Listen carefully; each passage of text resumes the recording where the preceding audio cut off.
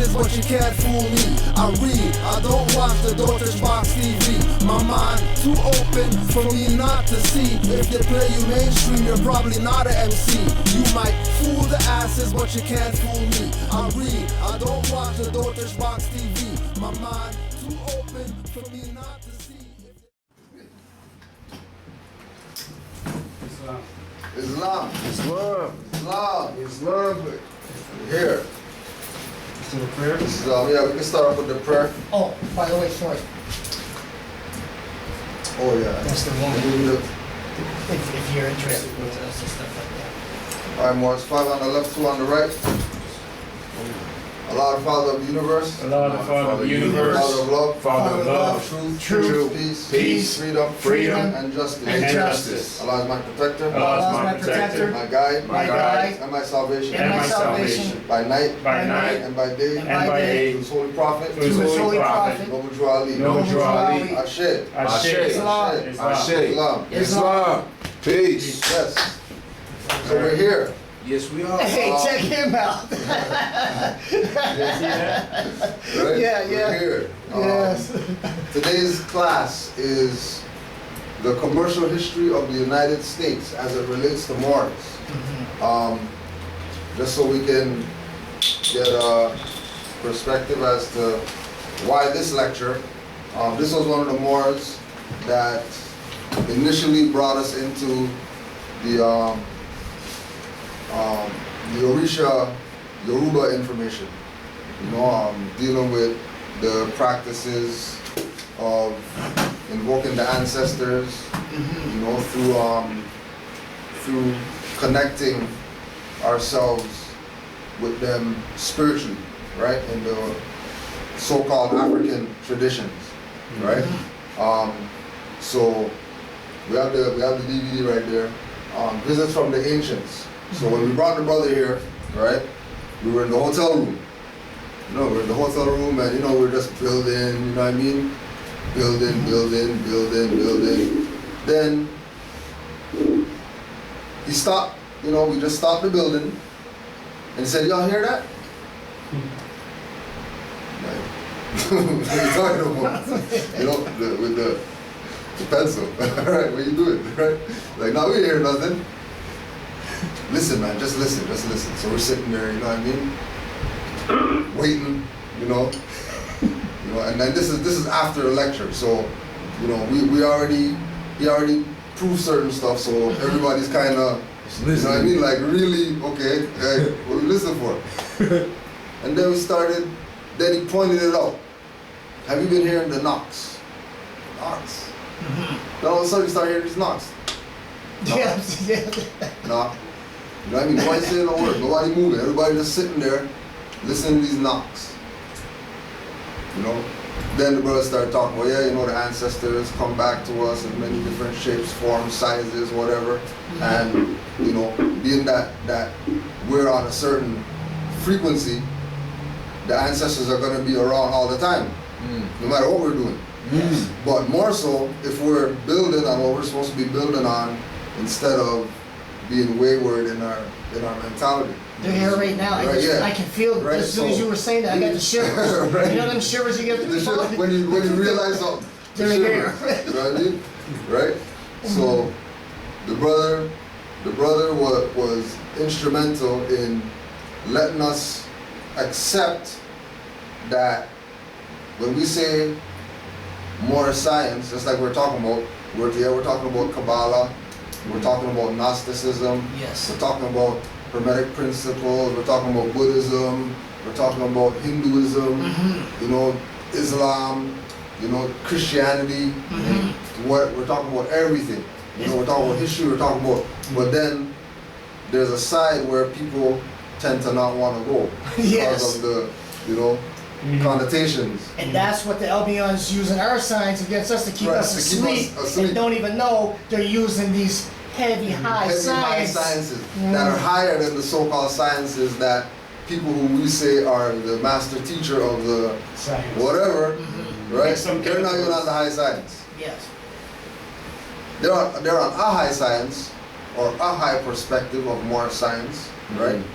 But there's a hidden realm, Yes. right? That we're supposed to tap into when we come into knowledge of ourselves, right? So like when you go through the Adab chamber of the Moorish Science Temple, they give you little pieces of those higher sciences that we think are taboo or cliche, like libation, and why is Selassie I stand like this all the time? Like, why is he stand like that? Oh, he's the emperor of the no. No. He's on some high science. He's on some super high science. And he'll have a picture of Jesus, European Jesus, behind him when sitting in his, imperial office or whatever, as a distraction. So people don't really know the high science that he's dealing with. You know what I mean? And the highest science that you can deal with is being actually and factually in touch with the ancestors. Because if you're in touch with the ancestors, that means you have their whatever they have, or at least access to it. Right? This is why Drew Ali made the statement that you are who your forefathers were, without doubt or contradiction. Yes. Islam. Because we are them, just in this 2013, right? So when the brother said the thing about the Knox, some people took it, and they went off and okay, well, let's really see what this is about or whatever, So some brothers went, and then they went into the left-hand path and the occult and the Moorish star upside down, circle around it, put out the candles, and really stuff really come through or whatever. Like stuff comes through for real. You know what I mean? Things happen. Oh yes. Right? So it's not a pseudo science, right?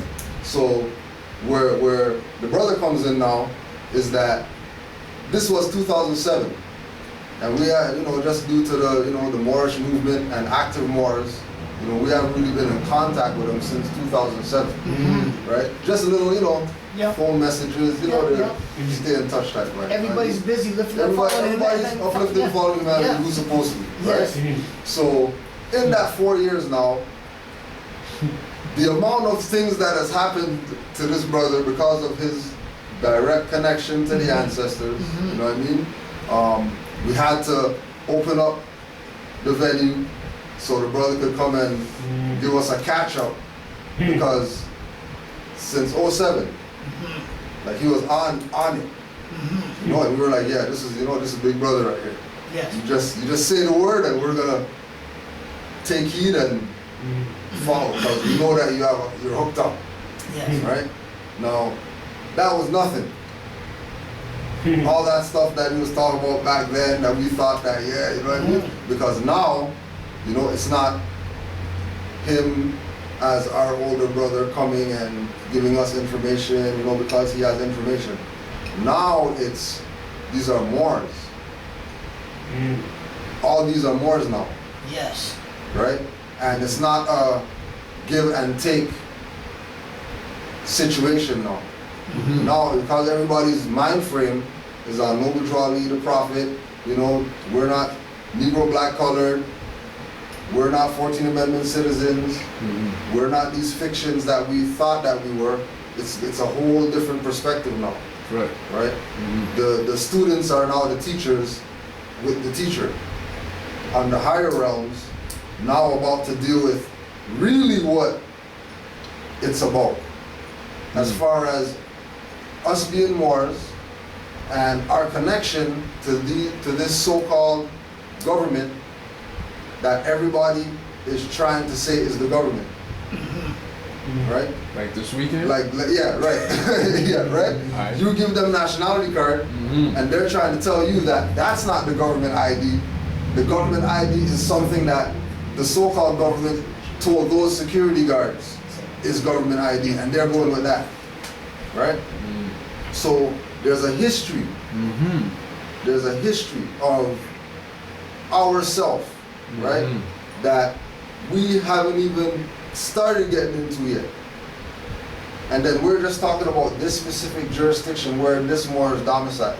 We're not talking about, you know, like, so when we did Casanova, that was Milwaukee jurisdiction of the history of Moors in America and what Moors in Milwaukee did, and you know how he's connected, what he studies, you know, where his level of mind frame is or whatever, right? Yeah. This is a totally different, you know, like, so like, don't even, you know, get like Taj and Nature and Casanova and Jabbar and everybody who we've presented, you know, take all that stuff and just put it to the side, right? Because this is going to be a whole new perspective of how we're supposed to look at this Moorish paradigm in relation to the corporate de facto people colonizing the Europeans that have taken our seat, right, and have us in the position of not recognizing that the seat that they're sitting in isn't only our seat, right, but it's the seat that the ancestors had. Right? It's not our seat in the sense of, you know, they just have power through, you know, they have the seal on the dollar bill, and they there's a higher level of jurisdiction on the other side that's affecting this side, but only they know that part, right? Because everything that we do as Moors, people are paying attention to it. Positive or negative is irrelevant. Once Moors do it, and I'm not talking about Moriscos, or you know, or how we say, you know, well, everybody's Moors. Like, I'm not talking about those Moors. I'm talking about active Moors, like Moors who are actually, you know, proclaim their nationality. They know who Noble Drew Ali is, and they're putting forth for the people what it is, where he was really at in his frame of mind. You know, because Noble Drew Ali was so high above on a different level that it's going to take different Moors, right, studying Drew Ali's information to get us those different aspects of the Moorish movement that not everybody's going to have access to. You know what I mean? Because, you know, it's like you know, you can have tap on full blast, or you can have it on drip. You know, and between drip and tap on full blast is like all these different levels of water pressure. I like how you put that. Right. I'm on full blast. Boy, it's kind of bad sometimes being on full blast, because man, sometimes, listen, boy, if I have to put it in you, you know, wake up and put it in you. But go ahead, boy, sorry. Right? You know what I mean? So this is a degree of pressure from between full blast and drip that we never really, you know, paid attention to. So the brother's studious, he's been on the studies and all that, you know what I mean? Again, like I said, his past is more spiritual than national, right? More divine than physical application. You know what I'm saying? But there's a merge. You know, there's a 50-50 between the spiritual and the physical and the mind and everything that makes everything harmonious, so we can have a certain understanding. You know, and it's not, you know, like Casanova, you know, oh, you know, you put a lot of pressure on me, you know, because you blew me up, you know. Okay, same thing. We're gonna blow up brother Obashango L. Okay, because this is one of the brothers, one of the Moors that put Canaanland on the straight and narrow. So we know exactly what it is. We're not, you know, we're not the Abbas and the Maracushas and these guys. You know what I mean? We are Moors that have a certain obligation to do what Noble Drew Ali is telling us to do from the astral plane. Exactly. Islam. Yeah, Islam, right? Islam. So, Islam, brother, you ready? I'm here, fam. All right, yo. The floor is yours, brother. Obashango. Yeah. Islam. Islam, I say Oh, shit. my family up there. How you doing? I'm doing quite well. Good. I'm very honored for you brothers and sisters, my Moorish family up in Canada to have me speak.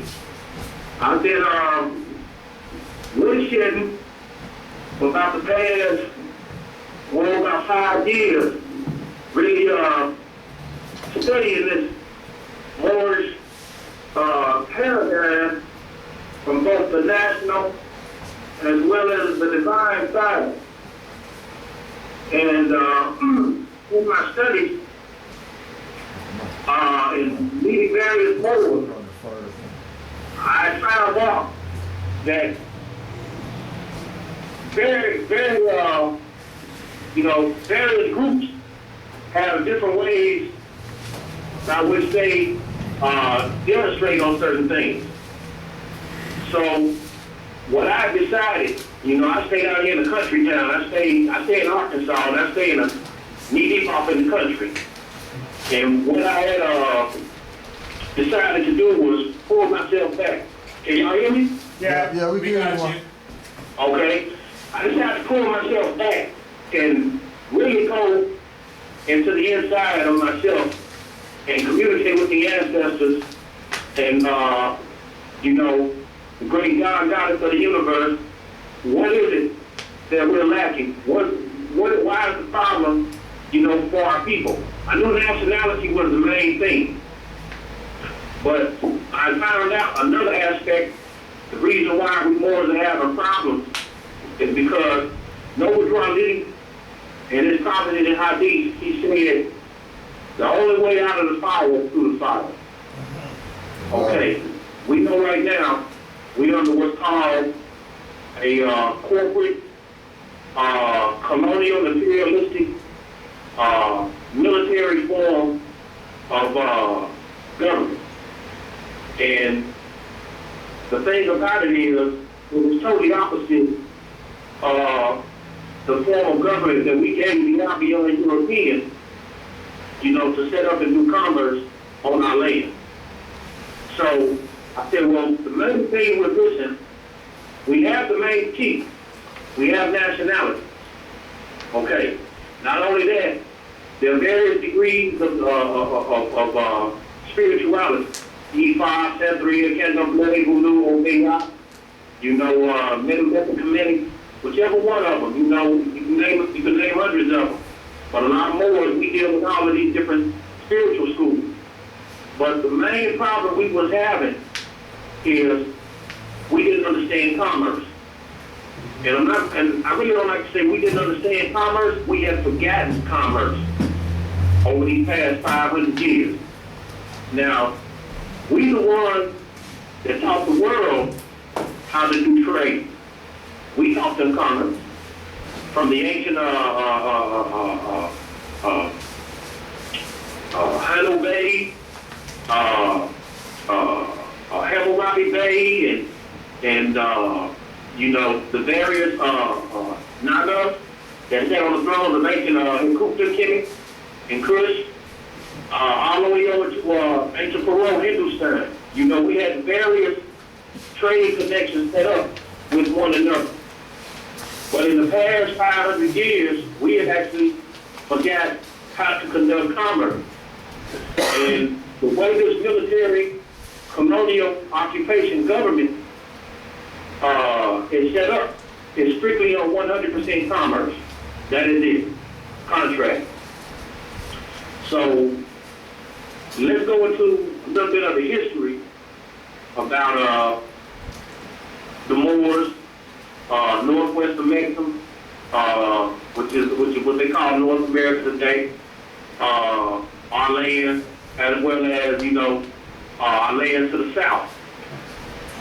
When the Europeans came over here,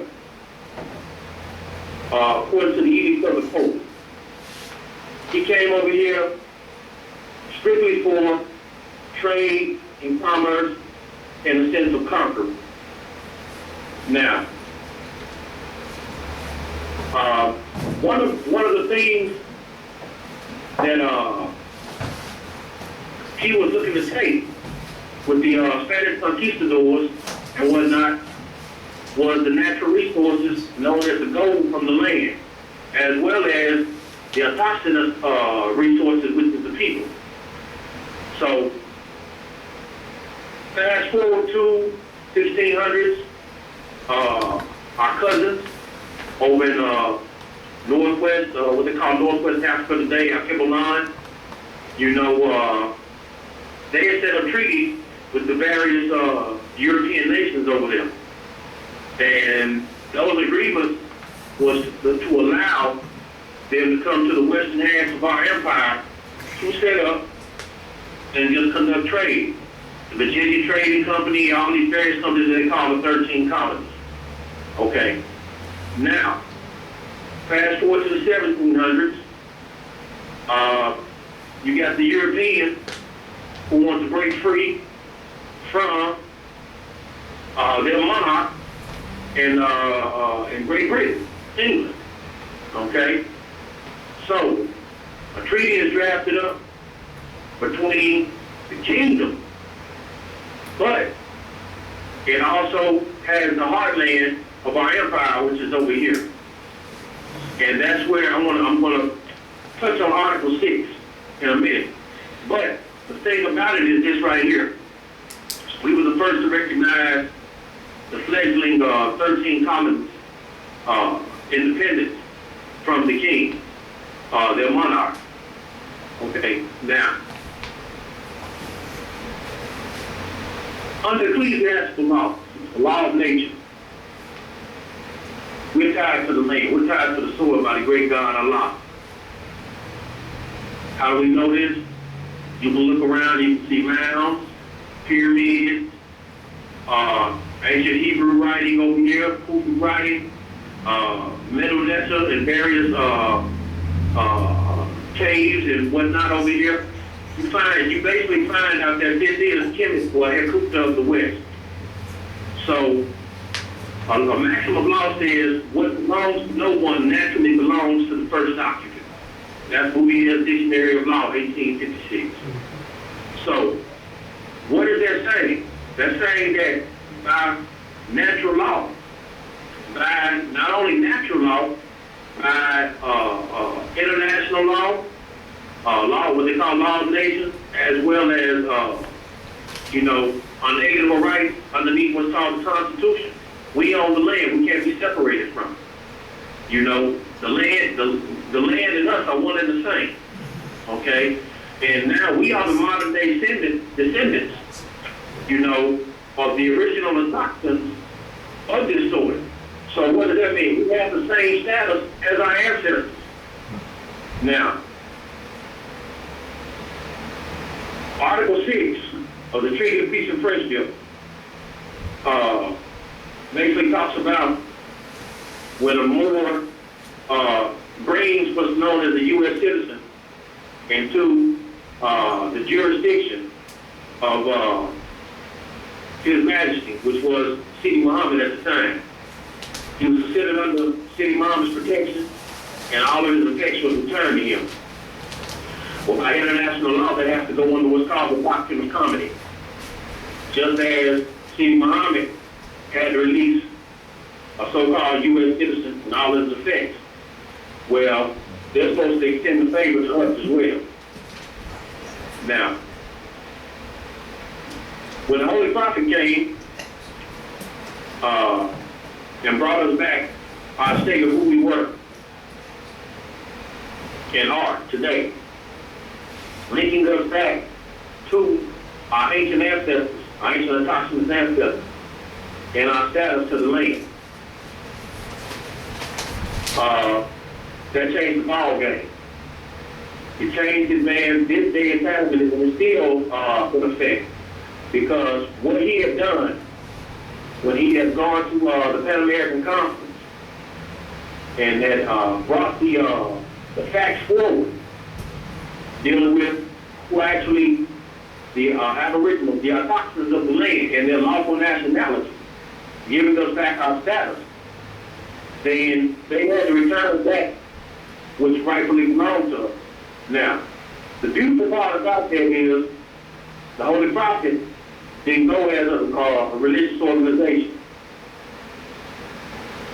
But when he had acquired what he was supposed to receive at the Pan American Conference, well, he came back and formed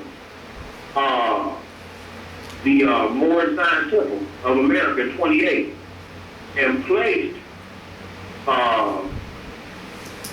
his requirement into that body as an asset of a wakif, which is also known as a trust, making his children, the elves and babes, days, hours, Alis, or the Moorish title, are touching us to the lands over here, beneficiaries. Now, commercial history of the United States, they started out in debt. They started out in debt underneath their compact, known as Constitution for the United States of America, because they had to pay to procure that treaty. They had to pay $20,000 to procure the treaty. You can find history of that in United States Statutes at Large, First Stat 214. So, you start out in debt, you were basically supposed to also be paying the autochthons to do commerce on the land. Now, under denationalization, that was the only way they could get you out from underneath your status as a freeholder by inheritance, primogeniture birthright inheritance.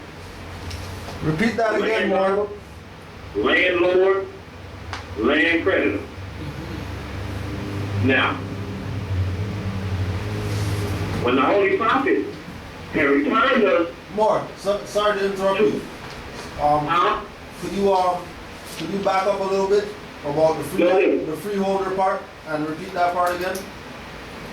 Okay, what part what part? Speaking about the freeholder status and the denationalization. Yeah. Okay, not a problem. Okay, a freeholder is one who has unalienable rights to the land under fee simple absolute, meaning that first and foremost, the land has been with you or in your family or in your ancestors for so long that the right of the soil cannot be challenged. True. No one can challenge your claim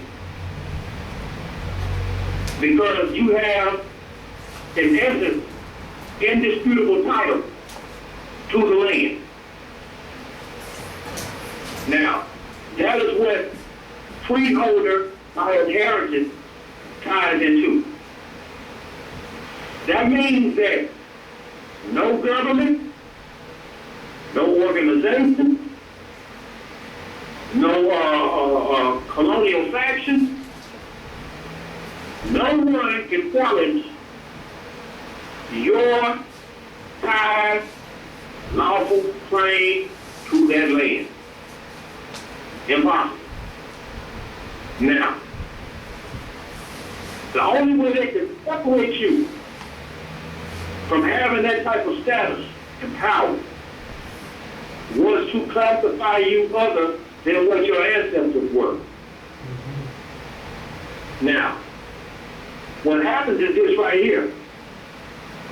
It creates a trustee, beneficiary relationship, but if there are no heirs to the grantor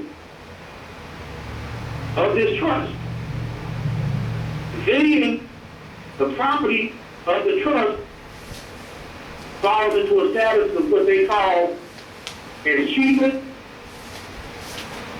or abandoned. And that's basically when someone passes away under a cheat without any successors or heirs, then the state can come in and take that property. Okay? Abandonment means if there are some heirs out there, but they have been negligent on standing up and enforcing their right to the property of their trust by claim. And the trustee has put information out there to say, hey, we have this. You know, you need to come and get it, but you act negligent in coming to get it. That's the property of their trust. Then, under acquiescence, by way of your silence and your laches, your refusal to act in a timely manner, it'll fall into abandonment. Now, here's the thing. Trustee is always charged to act in honor and good moral character, with full knowledge and full disclosure bestowed to the beneficiary of the trust about the assets of it. Okay. Now, let me ask you this question, Mark, before you continue. yeah. So, as far as the timeline, with the timeline of the relationship between the Moors being denationalized and the European escheating the land of the Moors, Yes. is it fair to say that the bridge to this relationship is the so-called Indians, and claiming that the Indians have treaties with the European? Okay, that's a good question. Let me explain something to you. Indian is an adjective. Now let me go into that. I know it may possibly ruffle some feathers, you know, for some people, but I'm going to explain that. Don't worry, we're not black. Excuse me? No, I was just about to say, we're not black, because that's an adjective as well, too, right? Hold on, I didn't hear that. Say that again, boy. I said, we're not black, because that's another adjective as well. Yes, exactly. Correct. Indian is an adjective because it deals with the dye coming from a certain berry. So why can't a living natural person be some dye coming from a certain berry? That is where you get the term Indian ink from. From Indi being a Sanskrit Hindu word which means black. So, once again, we're right back to an adjective. Now, the treaties were made underneath colorable titles. So, in a sense, when the so-called Indians had acquiesced to the treaty, which is a contract, and did not come back and correct the status, well then, guess what? He's operating up underneath a unilateral contract because he can't exist because there's no nationality. That's why he's unpreserved. Indian is not a nationality. So therefore, it's a unilateral contract parallel to that of the 14th Amendment. Now, I'm glad you asked that, Brother Cujo, because I'm going to go into the treaty of the Wichita, the Camp Holmes Treaty in a minute, and what the Empress did. But back to what you said, and Chief, please remind me to bring that point up later, because I want to go into that treaty. But back to this achievement. It's a two-edged sword. Because if the European knew he was making a contract with fraud and deceptive intent, fraud vitiates all forms of contract and makes them void ab initio. So therefore, if there was a transfer of land, natural resources of the estate to him on the colorable pretenses of a unilateral contract made in deception and fraud, there could be no transfer of title to that property because the contract was void ab initio. So therefore, the land is still in trust until a beneficiary comes to claim it. So, achievement can only be if you operate outside of your proper status. That's the only way achievement can exist. As long as you operate under colorable status, then achievement can remain. But the moment you proclaim your nationality, all of that has to be done away with. Because without nationality, in the international world, you look upon as what's called an international bastard. That means that nowhere around the world do you have an ancient ancestral historical pedigree from which you descend. You were basically looked upon as being without mother and father. And the laws, I don't care if you go to Papua New Guinea, the Fiji Islands, wherever you find us as a Taxinos Aboriginal people of the globe, our main principle is to honor our fathers and our mothers. That's something that's inherent. We don't need any type of scriptures or literature. That's something coming out the womb that you already know. Yes. So, in honoring your parents, that means that you are what they were. And you are that by making it known to the world under the proclamation of nationality. Now, everything that your parents have put up for you, that automatically becomes yours.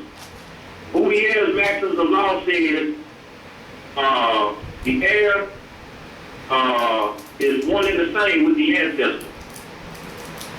Bouvier's maximum dictionary of law, maximum law, 1856. The heir and the ancestor are one and the same people. Now, it also says that the heir succeeds to the right of restitution, not to the penalty. How can we deny And it also says, the dictionary maximum law says, God and not man makes the heir. Now let's stop for a minute and think about that. God and not man makes the heir. Y'all follow? Did y'all hear what I said? We got you. Yep. We got you. God. Yep. So that means under natural law, no one can take anything from you. Now let me proceed forward. Back to what Noble Drew Ali done. When the Holy Prophet had gone to that 1928 Pan American Conference, challenged the world on our status in connection to the Western Hemisphere, Northwestern Mexico, Southwestern Mexico, and said, hey, I am one of the autochthonous people that came with the sword. And the rest, and we are lawfully known as Moors. Here's our history. And that was recognized. Once he took that mandate, he founded, when he put our deed of title in the Moorish Holy Quran Circle of 7. Mm-hmm. Circle 7. Then he changed and filed the title to the land underneath document number 10105-905. That is actually, man, your claim. And it's underneath, if you look at it, it's a religious affidavit. Under the First Amendment, it says Congress shall make no law establishing a religion or prohibiting the free exercise or the full exercise thereof. I mean, no law whatsoever can be made dealing with the aspects of what you practice in that religion. So he took this and put our property underneath a waqf, or a Muslim trust, a religious form of trust. And if you look up waqfs are unalienable. In other words, you can't take it away. Nothing can take the rights of the beneficiary away from the trust underneath a waqf. Now, if Congress cannot make any laws dealing with the religion, or the full practice thereof their religion, and he has already proven who we are, our status in connection to this land. Underneath L's, B's, D's, Al's, Ali's, what does that make you? Anytime you have that title attached to your name, that makes you a freeholder by primogeniture, birthright inheritance, landowner, landlord, and land creditor. Now, anything that's going on your land, the landlord has rights to know about it. Any type of commerce that's going on your land, the landlord has rights to know about it. I don't care if little Tyrone is on the corner selling 5-cent bubble gum. Guess what? The Moors have a commercial interest in that. Everything that goes on, the Moors have a commercial interest. That's the beauty of it all. That's why Noble Ali is so, what he had done was so powerful. That's why he said, Moor, you was just plain rich. Okay? Now, not only that, he said, I brought you everything it takes to save a nation. Now take it and save yourself. Noble Ali also said, I have the world and the jug and stopper in my hand. I have the silver and I have the gold. I have the Asiatic and I have the European. And he said, the wealth of all national governments, the gold, silver, and commerce belongs to the citizens alone. Okay. Now, Noble Ali turned the world upside down when he had filed that document in what's called the Torrance Title Registry System. I don't know if y'all ever researched Torrance, but the Torrance Title Registry System came out of England. And that is the system that they use to carve up the land known as Australia today. Now, Torrance Title Registry System superseded the title systems of how they did things over here because it eliminated what was called chain title. Titles used to be passed on by chain. In other words, this person had the land and it passed on to this person had the land and it passed on to this person. Until, they had to go all the way back, the paperwork-wise. Well, the Torrance Title Registry eliminated all of that. And it made it more efficient. And basically, when it was filed with the government, it stood as who it was. The government had to recognize the Torrance Title Registry System. It came from the crown. So, where does this put us today? Well, the sad part about it is a lot of us are still operating under the denationalization status.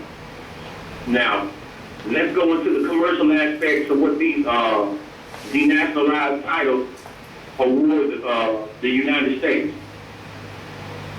Let's say you go out and let's say you design your own shoe. You come up with your own design for a shoe. Okay? The shoe itself looks good, but you don't have a name and you don't have a logo for it. So you go out and you go to the mall and you look at Adidas and you're like, oh, that logo may look pretty good on my shoe. You look at some Nike and you look at some Reebok, but you finally settle on Nike. So you attach the Nike name to your shoe that you've designed and created and come up with. You attach the Nike logo to the name and you start selling it. You can't do that. You cannot do that. The reason being is because everything that's attached to that name and logo that Nike has is patented proprietary material. Now, what does this say about the United States? The United States is a corporation. All the 50 states are corporations. So these titles that they have, Indian, Negro, Black, Colored, African American, y'all already know the rest of them, Latino. This is patented proprietary information. So what does that say about the living natural person that falls underneath that? Their brands. Their brands. Actual patented too. Exactly. Same status. He's the equivalent of the shoe, and the name is the equivalent of the Nike name and the Nike logo. That's why the word nigga is so popular. Operating underneath that denaturalized status, they don't have to honor you because you're dead. And anything that you may acquire underneath that status, you can't own it. Because you're owned according to the patent proprietary title. So therefore, what they call by default, all the assets that you may have acquired automatically belong to the owner of the patent. So, Noble Ali, by bringing us our lawful titles, he put us in the midst of everything that goes on. He made us what's called real party and interest. He made us third party beneficiary to every contract, arrangement, or agreement made that takes place upon our land due to the non-compensation for the use of our land and natural resources. He made us third party beneficiary to the patented titles, the corporate United States, the 50 corporate states, any and all contracts, arrangements, or agreements made, whether public or private, that takes place upon our land due to non-compensation for the use of our land and natural resources, just by lawful proclamation of your nationality and declaration of your title. That's what he did. And when you bring yourself into the grand body, now you have an organ of enforcement.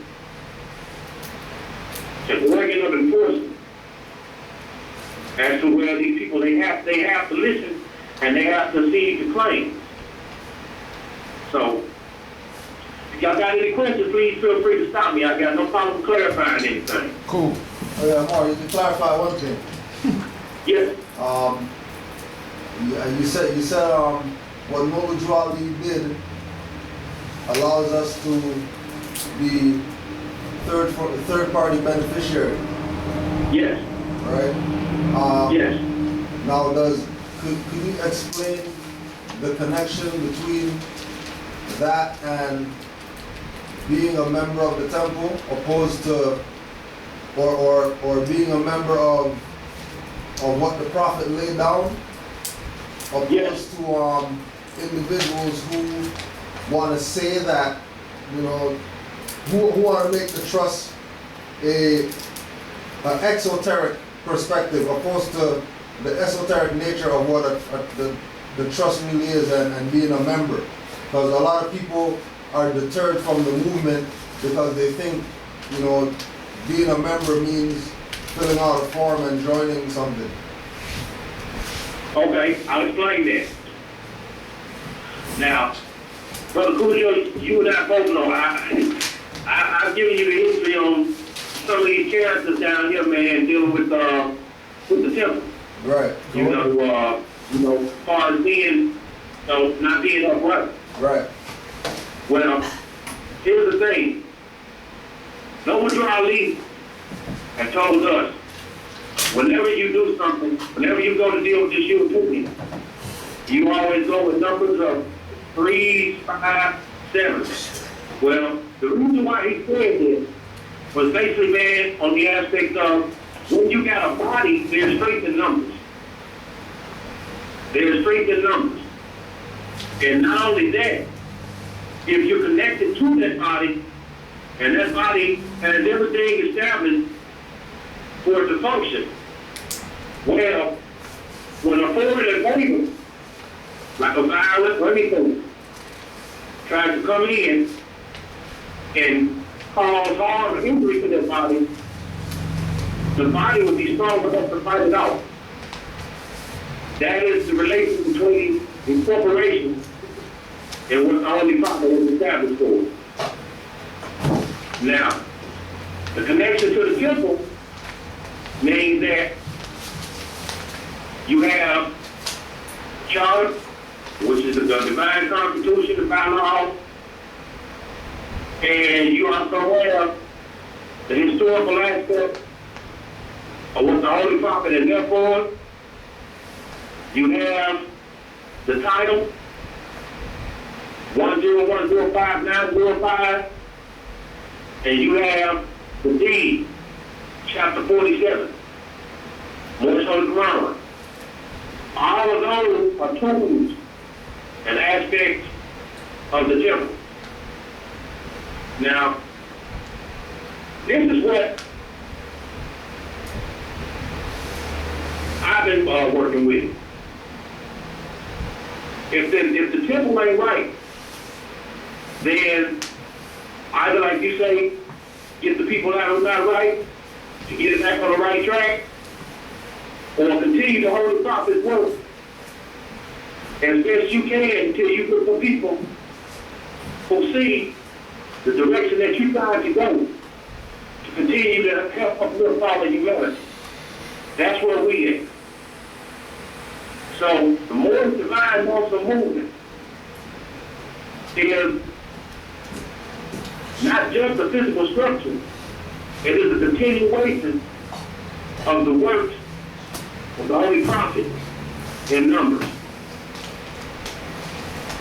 There is the body with the tools to carry the Holy Prophet's mission forward. Islam. Okay? Islam. Islam. All right, Now, that was good. as far as where we are today, there are several temples. I'm not going to go into the 1934 C. Cuthbert Bay Temple. I'm not going to the 1928. I know what the prophet left us. And that's what I try to make sure I stay in alignment with what the prophet left us. I know what C.M. Edwards done, and I give him great honor for his work. I know what the Empress has done, and I give her praise and honors for her work. All of these people have brought us pieces to the puzzle in historical facts and truth, in accordance with what our patriarch and our first person to put us on the map, Noble Ali. Now, with the titles that we have, let's talk about the freehold of our inheritance, land on the landlord and creditor's tab. What does it allow you to do? I'll give you an example. First and foremost, it's like what you have from the prophet, because you have a grandfather, you have a temple up there. What this will allow you to do, because everything is in contract law, all of the contracts. You can actually write these corporations, and they must identify themselves, who they are, operating upon our freehold, and who gave them permission to operate upon the freehold. Because the only way they can lawfully operate is a L, a Bay, a J, LIE, with proper nationality, file, proclaim, where it can be publicly seen, showing Moorish interest, correct status in our freehold. They will have to have their charter paper signed off by one of us. If it's not signed off by one of us, it was not official. It cannot be official, because you did not get permission from the people who lawfully hold the land, freehold of my people in the birthright inheritance, to operate upon that land. Now, what does this create? It creates a situation and by where they're going to run through their administrative offices, asking them, what is this? What is this true? Well, they're probably going to be silent. Silence is acquiescence. And when they fall silent, it creates a claim. And it creates what they call a remedy for compensation. Did y'all hear me? Listening. Oh, yeah. It creates a remedy for compensation. Now, I give you an example of how something like this will work. For Cujo Abuelo, look at people there. Everything is in contract. That means it's negotiable. Everything's been approved. That means contracts to be enforced. Now, these people have agreements within their own charter that they agree to honor and uphold certain things, such as the treaties and agreements they made with our ancestors. Now,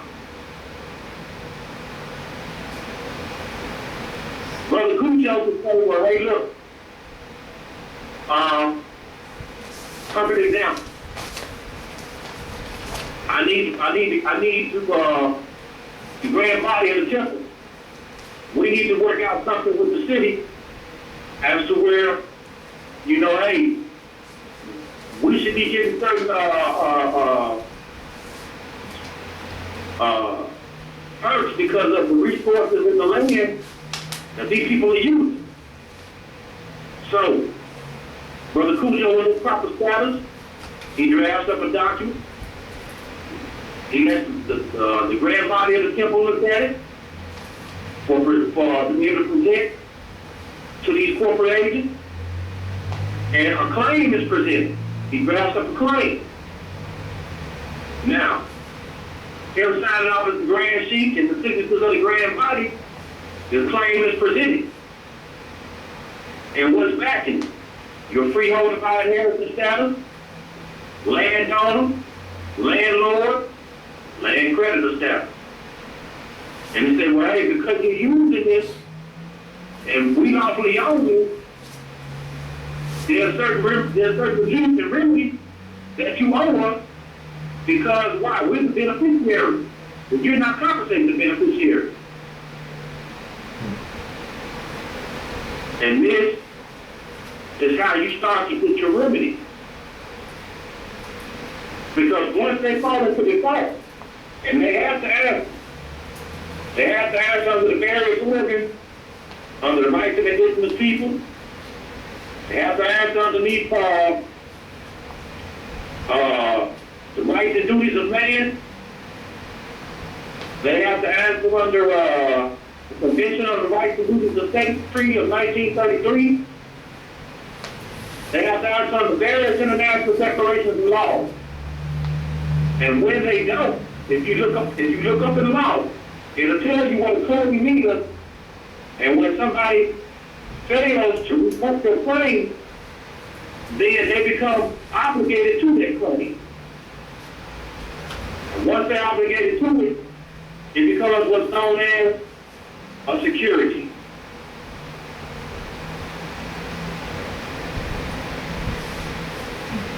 Now, let's touch on what the Emperors did. In the Camp Holland Treaty of 1825, they had the Washita classified as Indians in them. Okay? They removed them out of their status as being Moors. Now from 1835 all the way up to when the Empress came on the scene and wrote a book, Return of the Ancients. She came back and corrected the status and said that the Washitas were Moors. So now any land that these people may have wrongfully acquired in Louisiana, Arkansas, Mississippi, Missouri, Oklahoma, what they call the so-called Louisiana Purchase, she nullified everything that this European had done just by coming back, reclaiming who our people were in accordance with the lawful nationality and status. So now what happens is it becomes a renegotiation of the contract as to where aspects become enforceable on behalf of the people whom you try to steal from. Okay, any questions? Anybody got any questions? Please feel free. No, we're good. We're good. Okay. So, now let's get back to these securities. These securities can have a monetary value attached to them. Because everything that they give you, it has some type of monetary value attached to it. So, what we're doing down here in what they call Arkansas territory, I call it Washita territory, Washita, Arkansas territory. Mm-hmm. What we're doing is for remedy in our proper status, we challenge claims. Whenever claims is presented, everything must be done in your proper status. If it's not in your proper status, then the claim is in error. The claim is in error. Your ability to defend the claim is in error. Everything is in error. So, when you refute the claim or bring the claim, and you attach your monetary penalty, well, first and foremost, you must understand who you're going up against.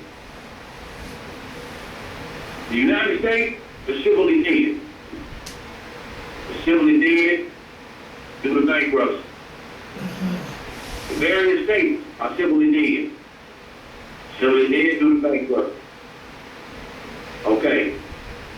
The people, white, black, Latino, African American, whatever they call themselves, have no nationality, are operating under patented titles, are corporate chattel, 14th Amendment, collateral ward from bankruptcy, so they're civilly dead. Now, when you're civilly dead, you have absolutely no civil rights whatsoever, none. No right to bring forth claim, defend the claim, contract rights, nothing. So, when you challenge them in your proper status, you already got the upper hand. And once you're able to secure these claims. These claims have monetary value in which can be sold, used as operating capital, assets, basically assets. Now, the commercial history of the United States, as it relates to us, we have various things that they have to consider.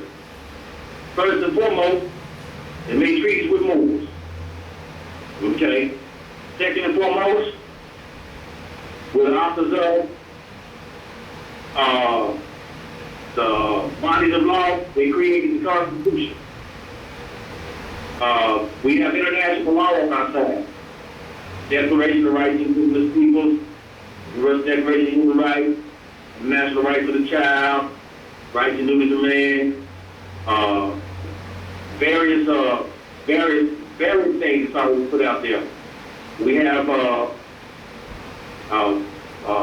what Noah Lee put together for us. These certain things just ain't challenged. So all of this is substantial ammo used to substantiate your claim. As it stands, the freeholders, if we're third parties and third-party beneficiaries, these people have no right by law to continue to charge you for resources coming from your freehold estate. Some type of arrangement or agreement must be worked out for your remedy.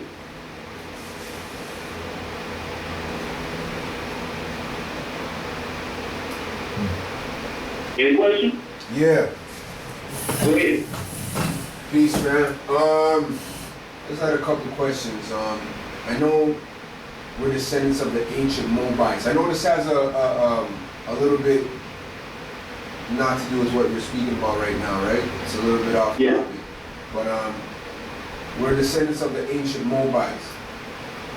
Do you know any resources where we can get actual adamant information stating that we're descendants of the ancient Moabites? I know it's in a lot of these books that Noble Drew Ali has brought, a lot of the information, but do you know we'll be able to find, I'm not saying the information ain't valid, but do you know any other resources where actually we can find that?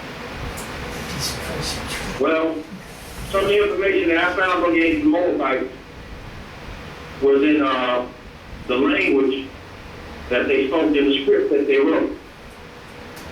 And from my research, the script that they wrote, they said it was what they call the Egyptian Demotic script. So this led me to know that, okay, we have to understand the Bible when they talk about the Moabites. It's a history book, but it's more along the lines of the way we're receiving it now is European interpretation. So you want to actually look at the history of the various people, such as the Moabites, the language that was spoken, the script that was wrote, and find out exactly where it come from. Well, if it said that it had a Kemet base, then this let me know, by logical deduction, that the Moabites was really nothing but a colony of ancient Kemet. Okay. You follow what I'm saying? I'm hearing you. Yeah, we're dealing with people out of Kemet. Okay. They just might have been in another part of those lands, which was known as the land of Moab. But we're still just talking about Kemites, man, nonetheless. Good.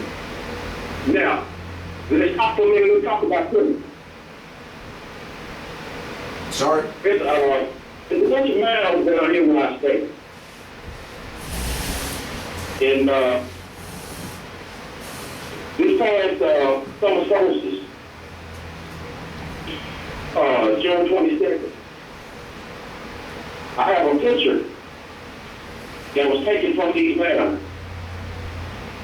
Now, if you were standing 180 degrees directly facing the horizon, where the sun was setting, you will see, in the picture I have on my Facebook page, the sun was going down behind the mound.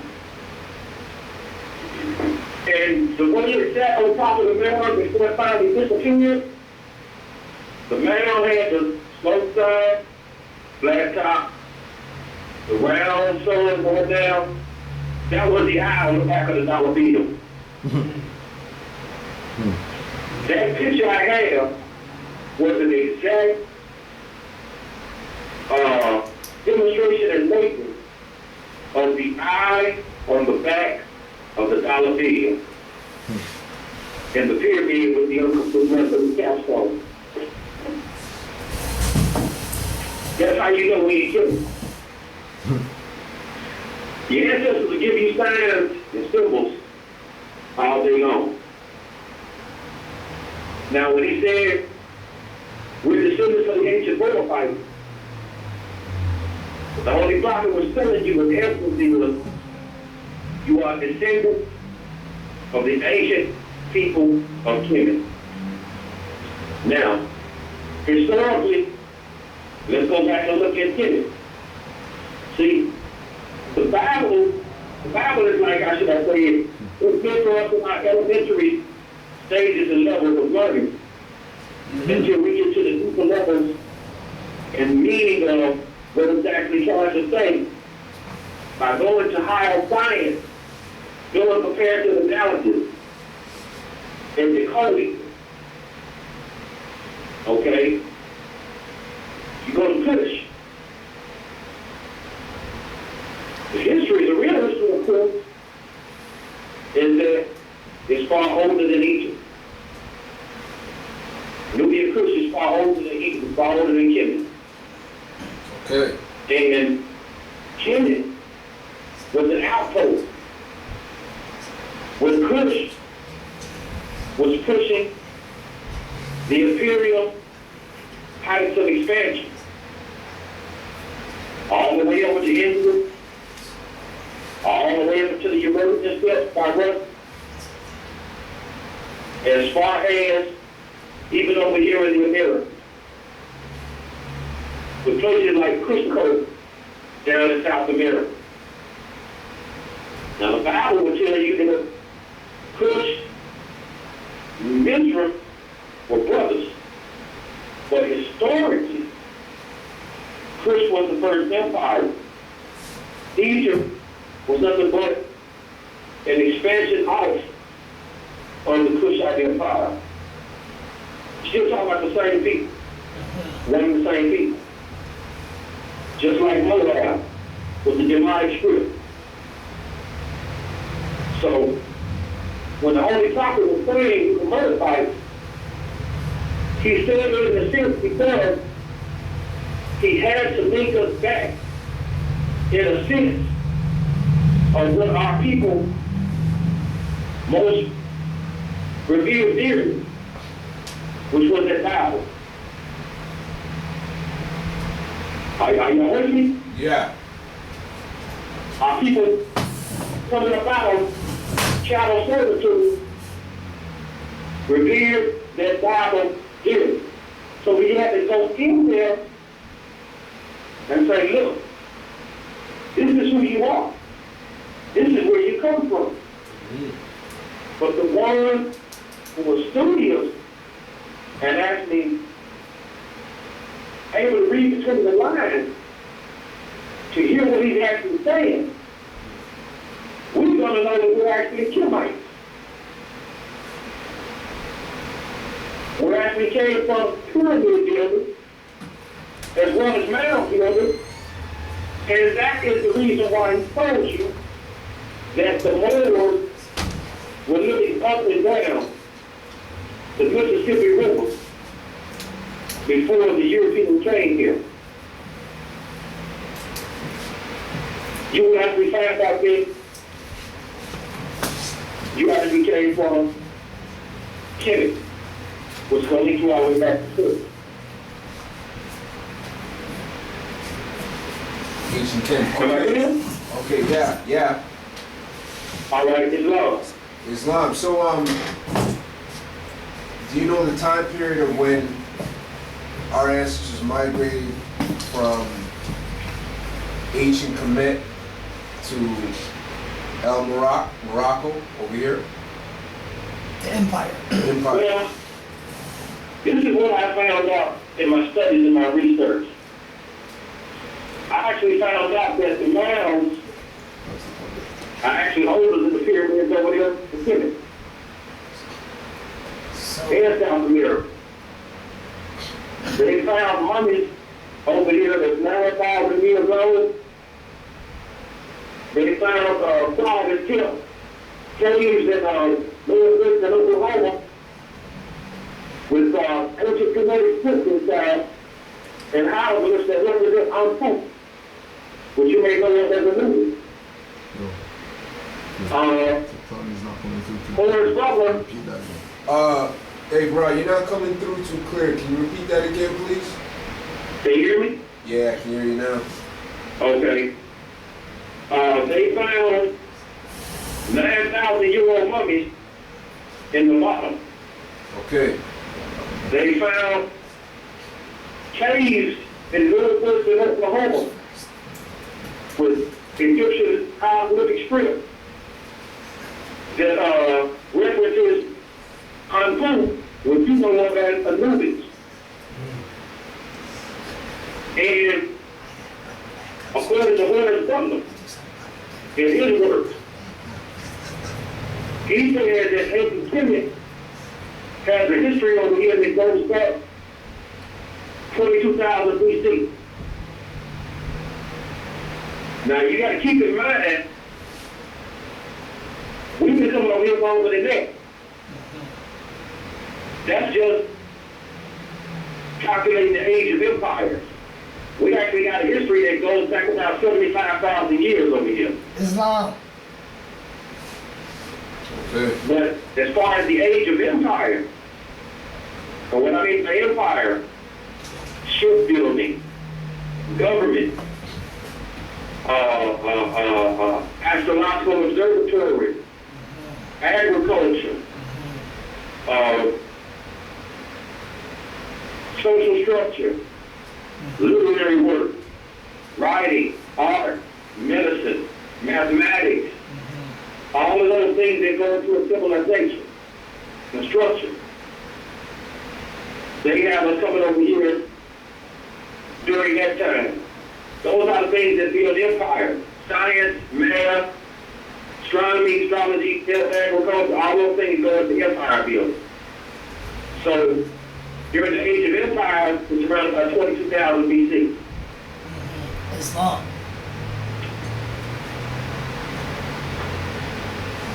Islam more. So Oh, sorry.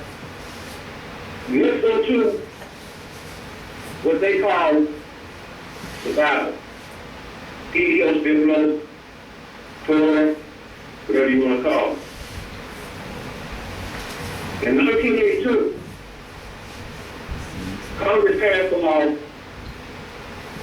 even though we know they still be dead because they're bankrupt, but for their citizens, it is law.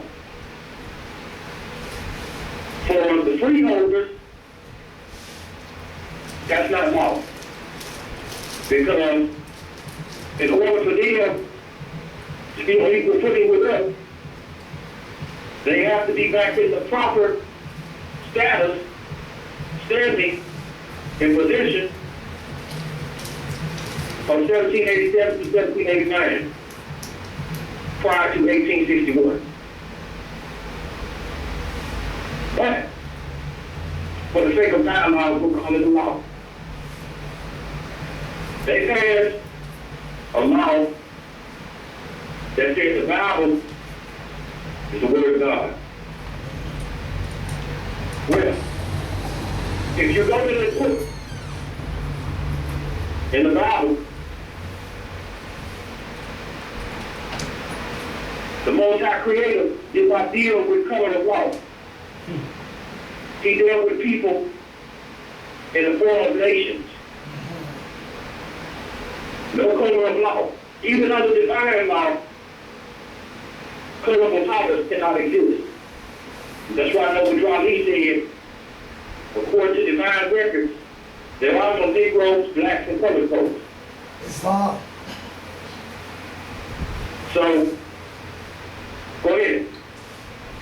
So basically you're telling us that basically they got us going backwards thinking Kemet, Egypt's over here when it all started over here. Yeah. Yes. Oh, shit. So now, even though they're in bankrupt, as long as we believe this illusion that we're in, Negro, blacks, colored, Ethiopians, Indians, etc., that gives them the strength to keep on playing this illusion that they still got the power. Exactly. Islam more. Exactly. Islam.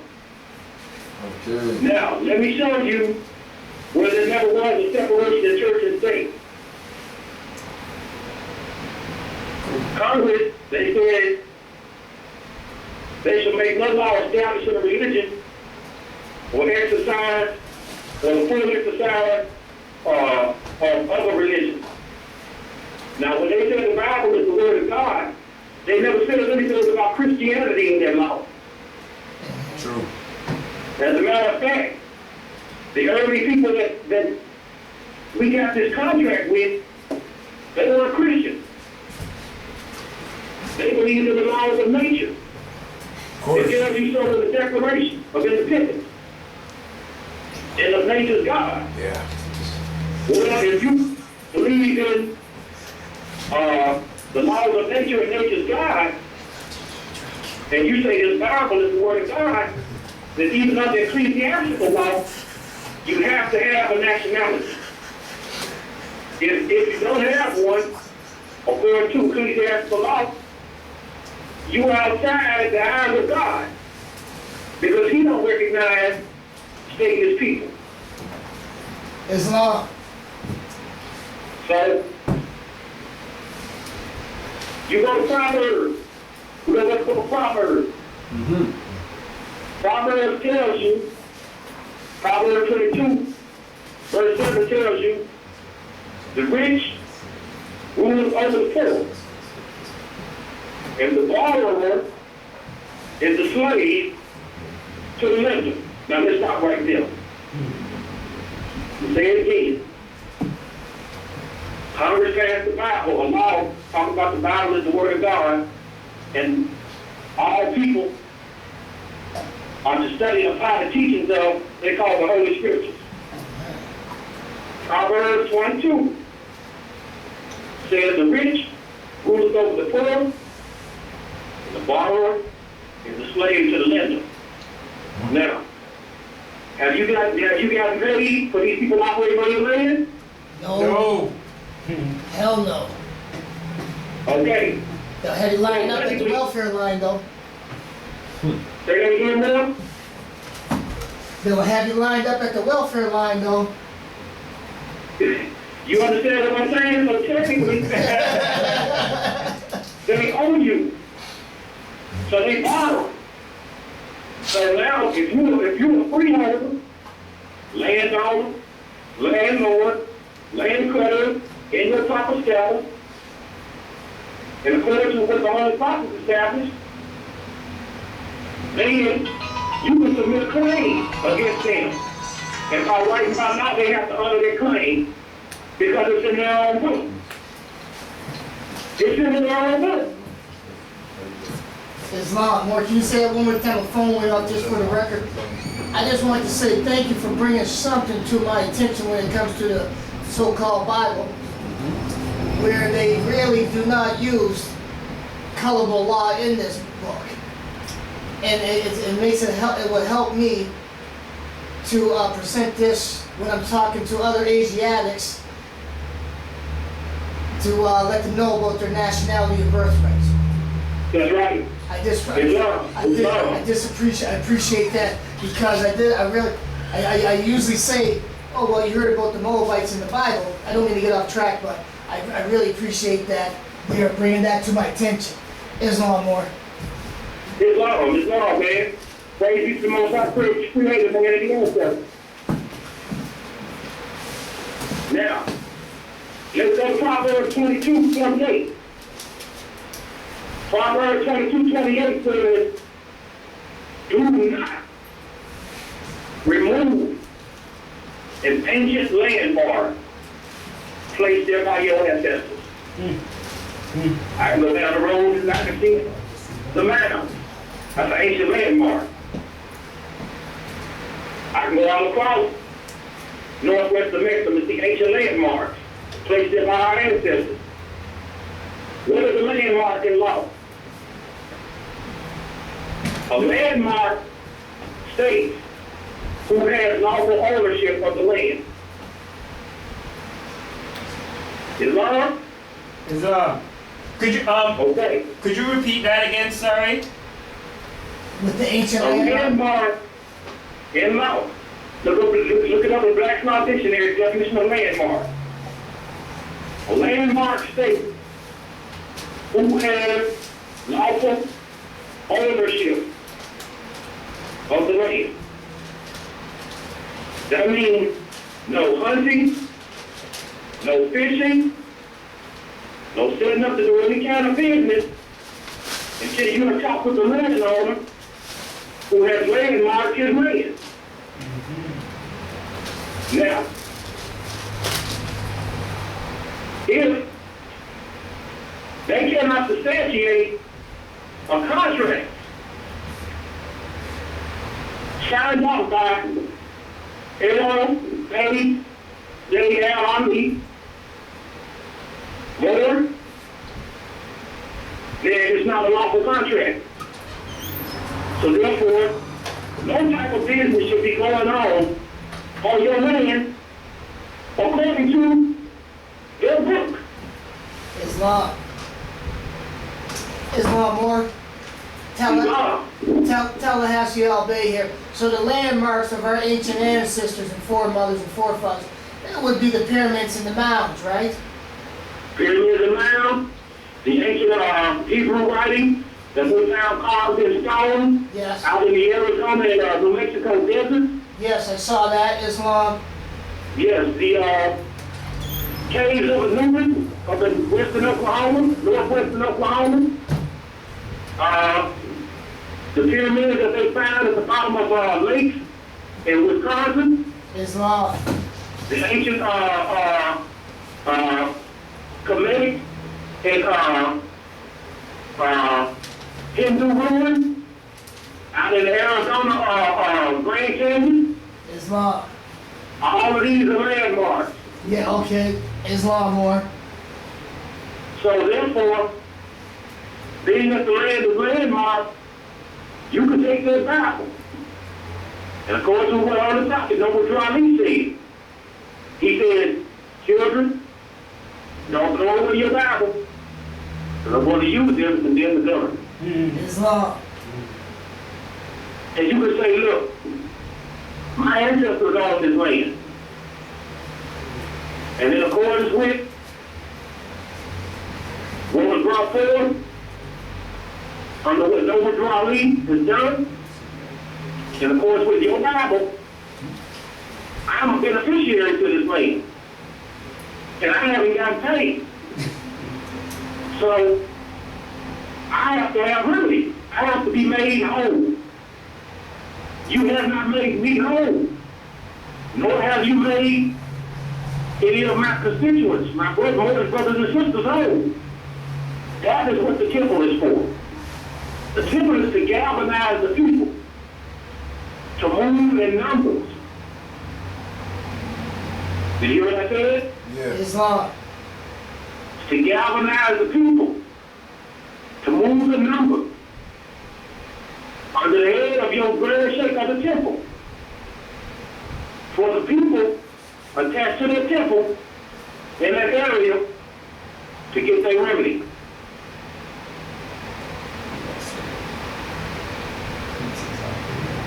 Any questions? Islam, we're good. Okay. Now, let's talk about the administrative process. A lot of y'all familiar with it? Explain. The administrative process, keep in mind, Canada, United States, even Europe, they're all bankrupt. Islam more. If you are not circulating lawful money, gold and silver, well, guess what? It's a fraud. You bankrupt. Everybody, yeah. If you go to Deuteronomy, the book of Deuteronomy, it talks about dishonest weights and measures in commerce. Verse? What's the verse? I want to say chapter 25. I can't remember the verse right off my head, but I think it's in chapter 25. Dishonest weights and measures. Now, it says, the Most High God of the heavens and the earth hates dishonest weights and measures. So that means, in order for them to make you whole, operating on your land, which is substance, then how much they compensate you? They have to compensate you with substance. Because they're operating upon your land, which is considered as substance. They don't have something to compensate you. So they have to perform. And averaging is either payment of a debt, the only way you can pay is with lawful money, or performance of an obligation. Now, under the administrative procedure, you may present your claim. Us, we got a notary in our claim. And our notary, he's bonded in silver. He's bonded in silver at the federal level, and he's bonded in silver and copper at the state level. So he's bonded in substance. You don't have a fiat bond. So when he presents your claim, then they have to respond to him. Or if you don't have a notary, you can get you 3 witnesses. Right back to what the Holy Prophet said. Whenever you do business in a jurisdiction, you take you 3, 5, 7 witnesses. Because according to their book, the Holy Bible, out of the mouths of 3, a matter is established. So, you present your claim to whoever owns you. It can be utility companies, it could be grocery stores, whoever. Substantiate your claim with the facts of law to back it up. Islam. And you take you 3 witnesses attesting to the fact of what you have sent these people in the mail. And they have to respond. Islam more. And you said Islam. And you set up. You designate someone to receive any type of response to your claim. Islam. If it's a notary, they have to answer back to the notary. Islam. If it's, Can I ask a question? yes. Yeah. So basically, someone to receive will be a postmaster for the temple? Yes, yes, All right. yes. If you have those various organs established, yes, you can do that. Islam. Islam. And one more question. So, Islam more. One more question. Sorry to interrupt. yes. Tallahassee, Al Bay here again. So, not even basic. I'm not even going to use basic. Actually, just like over in Dubai, those places, those Moors over there, when people go to their, where is it again with those guys over there? The jurisdiction? To their jurisdiction, like over in, what's that place over there called? Or Emirates? Emirates and all that. Yeah, you're not without Edward. Yes. So everybody that's over there, those Moors over there, make sure whoever comes over there is a guest, or not a guest or whatever, but they know they can't really go over there because they know unless they come there, they gotta, be invited there. Right? Yes. So basically, that's how we should be operating over here with our resources on the land and everything else. Like like you mentioned, the grocery stores. Like Yes. put them on notice. We're not supposed to be paying for no food here in our land. No. We ain't supposed to be. You not this. If they cannot tell you in substance, gold and silver, platinum, palladium, then they have to perform an obligation because you cannot continue to be benefiting from the substance you're removing from the land. And this is our land. Hey, thank you. Islam more. Thank you. So, when you put these people on notice, you give them 10 days, 20 days, 30 days, and they do not respond, then comes the default. And your establishment of remedy. Default. Now, in the establishment of your remedy, you can place in there what you wish your remedy to be. And you send it again. In the same manner. 3 witnesses attesting to the fact of what was placed in the envelope and a designated receiver. You give them 10 days, you give them 20 days, 30 days, however many you want to give them. At least give them 10. Give them 10. I don't want to give them no days. Get the hell out. Say that again more. I was just having some fun. I don't want to give them no days. Get the hell out. If you want to stay here, you know what you got to do. Straight up. That's it. Yeah. That's it. That's the basics. So now what happens is, you take this remedy, they don't respond to your remedy, then guess what? Then you default them again. Then now what you do is, you can send them a notice, or basically land judgment, and then after that, you file it for the public record. Once it's filed for the public record, now this is where you come to a very controversial subject amongst the Moors, known as the UCC. Moors have abused it because they don't understand what it is. They have abused it because they didn't understand the step in which it played in your administrative process. Hey, Mark. As well, did they abuse it because they followed Europeans who were doing that opposed to studying it for themselves? Yes,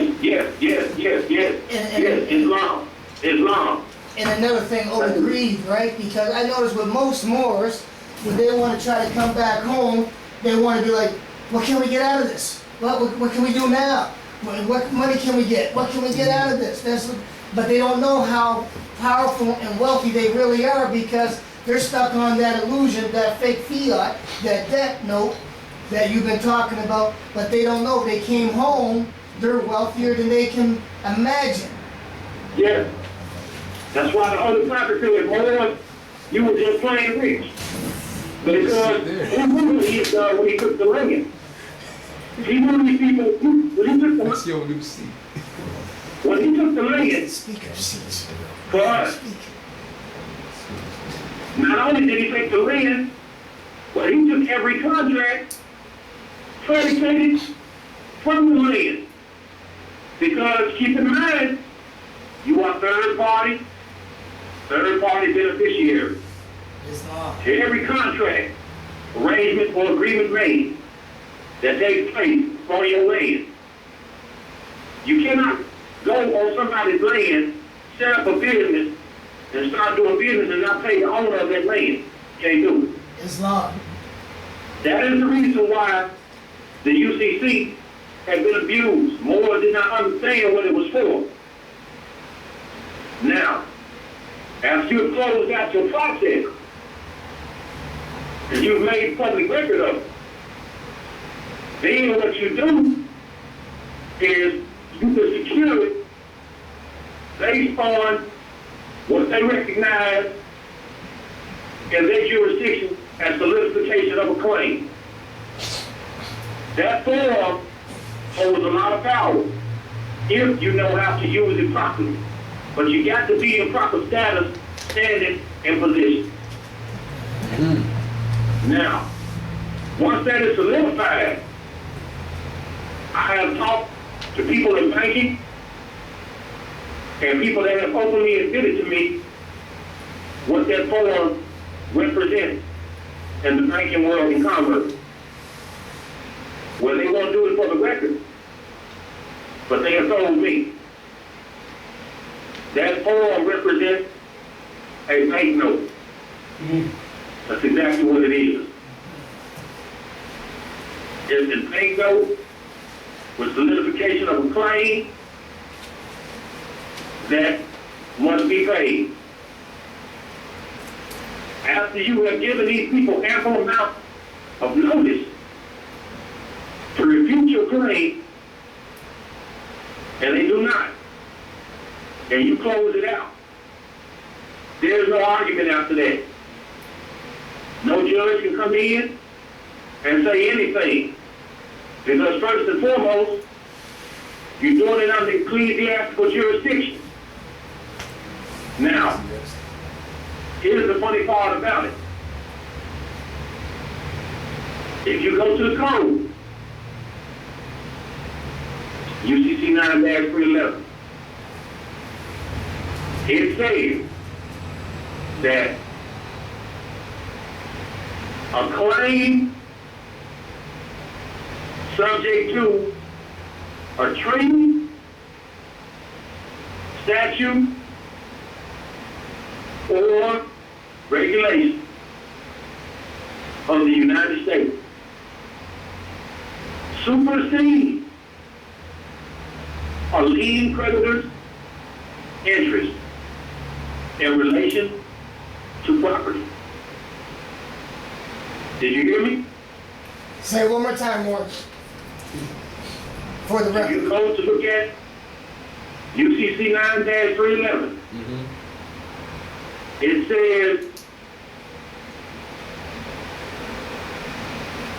an interest in property subject to a treaty, statute, or regulation of United States supersede a lien creditor's interest in relation to property. A what interest? No? Say that again? What did you say? You said interest, but what was the first word? A what interest? A It lien? says an interest Okay. in property, subject to a treaty, a statute, or regulation of the United States. Supersede a lien creditor's interest in relation to property.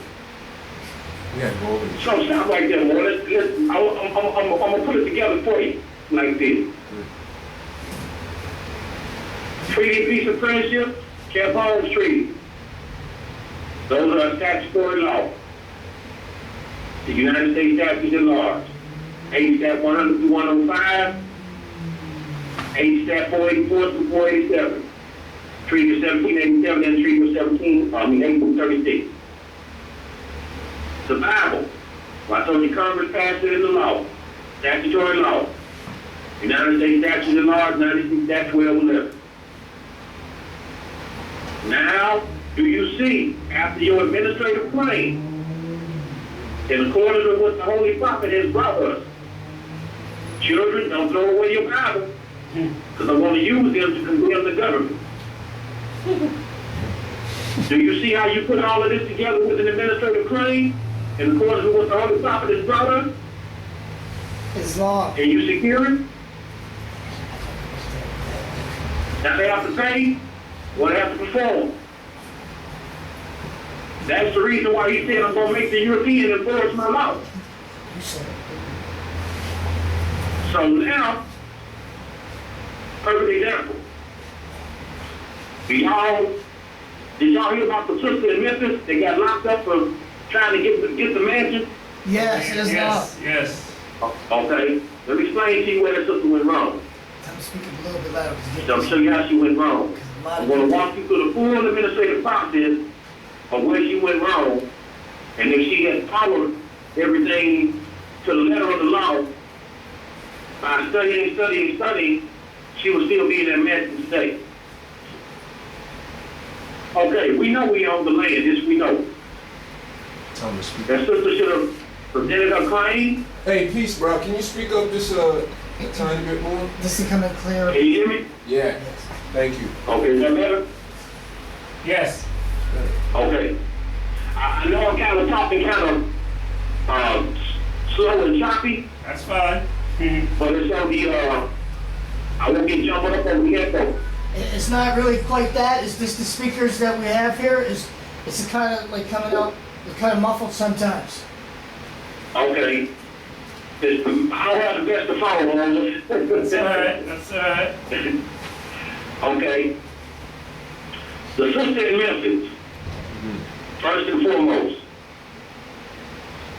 her nationality, she was with a temple. It should have been established for the record. She's not with attention. Now, with I hear a lot more that say, we don't deal with the public record. Well, that's crazy.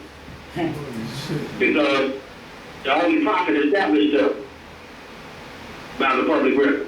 Right. They try to get away from Did he not? Islam? Islam. Islam. Okay. Now, this is what that sister should have done. After she had proclaimed her nationality to whatever temple, or if there was no temple, proclaim your nationality on your own, like I do, and make it for the public record, and send it to everybody to let them know that you know who you are.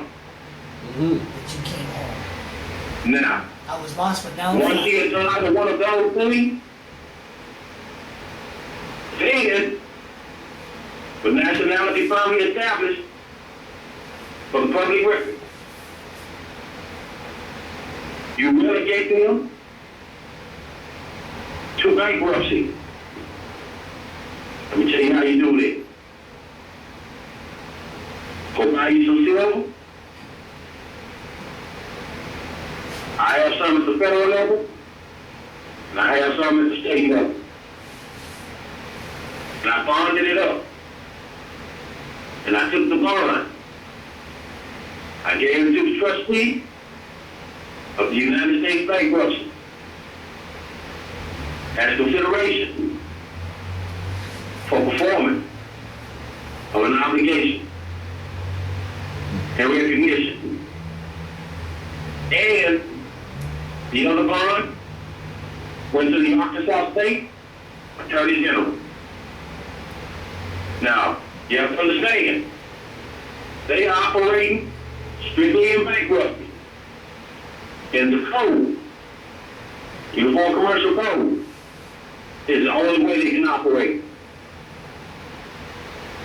So now, when you bring forward the facts for the record, on the record, let the record show that I know your status, I know your standing, I know your position, I know what law says. And this is who I am, and this is who you are. Now, under contract law, contract carries 5 simple principles: offer, acceptance, agreement, consideration, and the truth Because the contract cannot be predicated on fraud. Can I be what? And when they keep those, Predicated? according to how you have your contract or bond with, now, that's how you enforce your obligation that they owe you in the commercial realm. Once that sister had done that, she would have been bound to every agency for them to honor her and her nationality, status, jurisdiction, and her commercial standing. As a freeholder by primogeniture, birthright, inheritance, landowner, landlord, land creditor, lawful, money, silver, bullion, or gold, bonded creditor, over the corporate debtors. Then, once that's established for the record, now she's ready to challenge people. Whoever alleged to be the owner of that mansion, she could have challenged them on the administrative process by stating her claim to that property. 3 witnesses, Jimmy? No, Say it Islam. again, no, Islam, no. Keep going. okay. Then she could establish her claim to the property in a proper status and standing. 3 witnesses to attest to the fact of what she mailed out to the bank. Then she would CC a copy, carbon copy to the sheriff of the county where the property is at. The state attorney general, send them a copy. The governor, send them a copy. The trustee of the United States Bankruptcy, send them a copy. Attorney General for the United States, send them a copy. And Secretary General of the United Nations, send them a copy. Then she would sit back, give the bank 10 days, 20 days, 30 days after. No response. Notice of default. With rights to remedy and relief. Then she establishes her remedy and her second mail. Proper status of standing. 3 witnesses. Testing to the fact was mailed out. Or a notary. And you always have somebody to receive the correspondence. Same people you mailed it out to, 10 days, 20 days, 30 days, mail it out. Close it out, notice of foreclosure. A proper status, come back. Once it's filed for the public record, now you got the right to transfer that property into the corporate trust, the ecclesiastical trust, of what the Holy Prophet set up for us.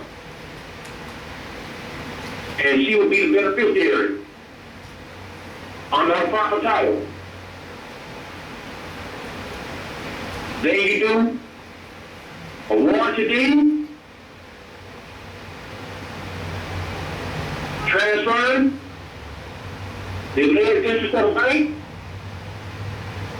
Trustee, new trustee would be what the Holy Prophet set up for us. She's the beneficiary.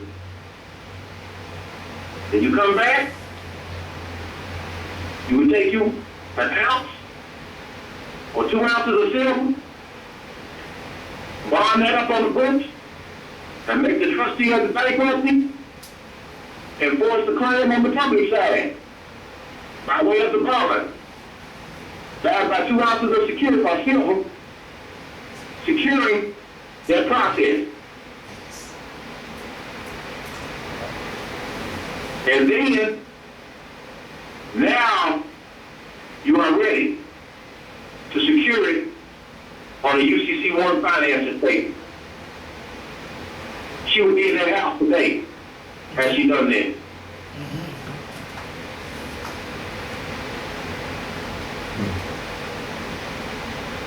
Any questions?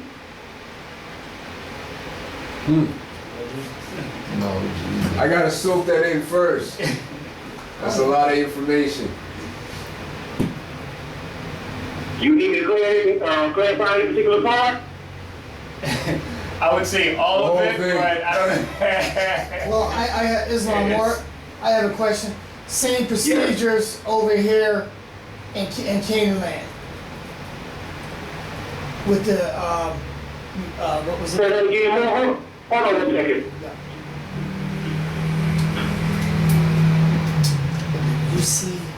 UCCs. Okay, go ahead. Now, go ahead with your question. Same procedures over here in Canaanland that you were saying if she wanted to secure them would be the same procedures we would do over here. I'm not familiar with how the corporate policies in Canada operate, but Okay, okay, Islam Mark. this is what I would do. I would try to find a parallel, but the administrative procedure is universal. Yes, Islam. Because it operates under common law. Islam. Islam. But everything has to be done. Everything has to be done in proper status and standards. But once you got that established, then everything else after that, man, is pretty much now coming forward on the corporate public side to establish your claim. The reason why we deal with the real money. We deal with the real money down here in Arkansas territory, and she'll come to understand no make more is because we understand it locks the courts out.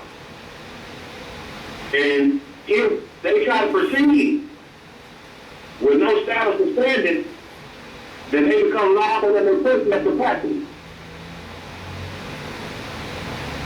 And once they're liable in their personal capacity, that means that their assets can be seized and they're violations of the law. And there's nothing that can be done about it. But even in their violations of the law, you still will challenge them under the aspect of administrative pursuit, because they have to answer. It's mandated now that they answer under international law. Islam. No withdrawal lease over the food of the nation.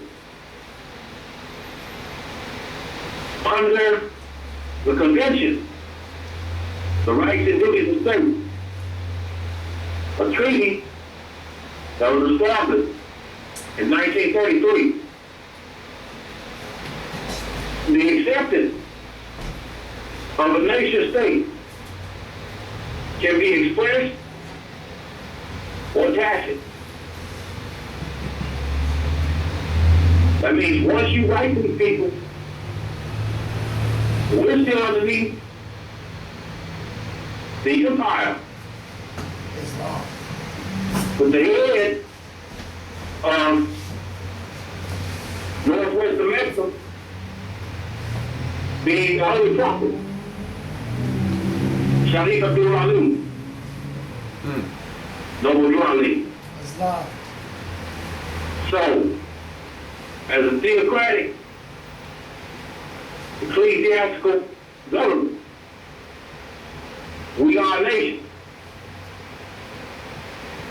So, by the temple and what the Cujo is doing, here's an official that can speak on behalf of the nation. Understood. So, where are we at with the legislative process? If something is sent to the corporate jurisdiction, they have to respond. It's mandated under international law.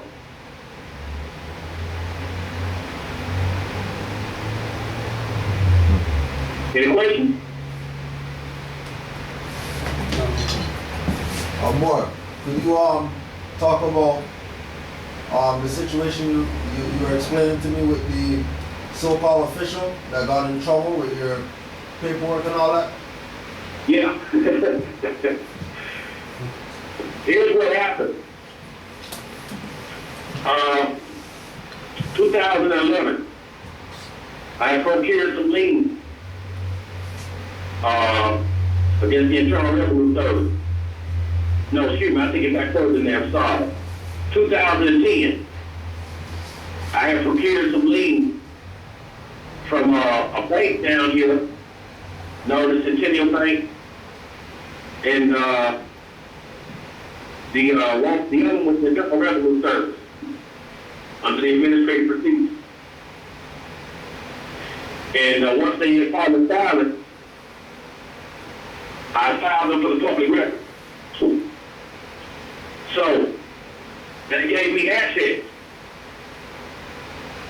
So I bonded those assets and I sold them to the state. And the state was supposed to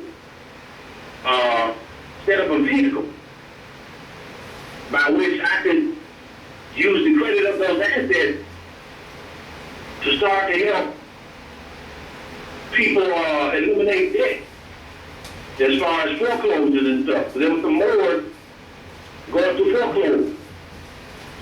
All this was established under my proper nationality treaty law.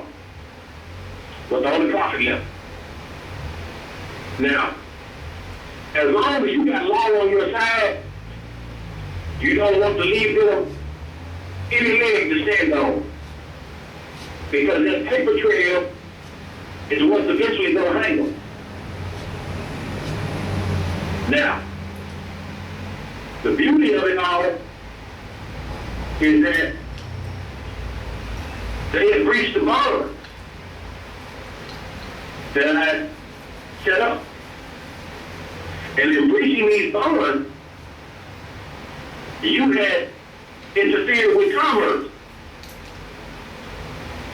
And in their system, interference of commerce carries a 20-year penalty. So, when I come back and claim those bonds upon a financing statement under UCC 9-311, treaty law, and ecclesiastical law, and Moorish Holy Quran, chapter 47, under document number 101-05-905, on a UCC 1 financing statement. They went and got this woman, and they locked her up. Underneath Title 18 U.S.C., Section 1951, interference with commerce. Well, in the bond, that was bonded up under an absolute covenant clause. Whereas when you breach the bond, you are held liable under Title 18 U.S.C. 1951. And once I claimed that, they came right on in and got them. The FBI showed up at her door. Yeah, I like that laugh. So, Right now, I'm working on some things for righteous morals, so we can push further in the establishment. And what's the only prophet is helpful. Sure. I have a business partner who's working with me on what I've established, and he has some very high-powered people investigate what I have for the public record. So they went to the Secretary of Treasury of the U.S. They went to the U.S. Secretary of State, and they came down here to Secretary of State for State of Arkansas. And they investigated what I've done for the public record. Everything came back official. His paperwork is correct, it is complete. We're holding his bond. His bonds are valid. And we have absolutely no jurisdiction over that man. This is what the Albion reported. Islam. Islam. So the administrative process, that pen and that paper, is very powerful. When you are in your proper status and standing. They have to admit, because no one on that side is in full life. They're all civilly dead. Islam. The administrators are either Negro, Black, Colored, African American, or white. None of that bears any nationality, Islam. which means they are stateless. Even the European, he's stateless. So if you're stateless, you're civilly dead. Yes. And dead men can't talk. Islam. And can't see. Dead men cannot talk. So there's no one over there to even argue with you, because they have nothing in law on which they can stand.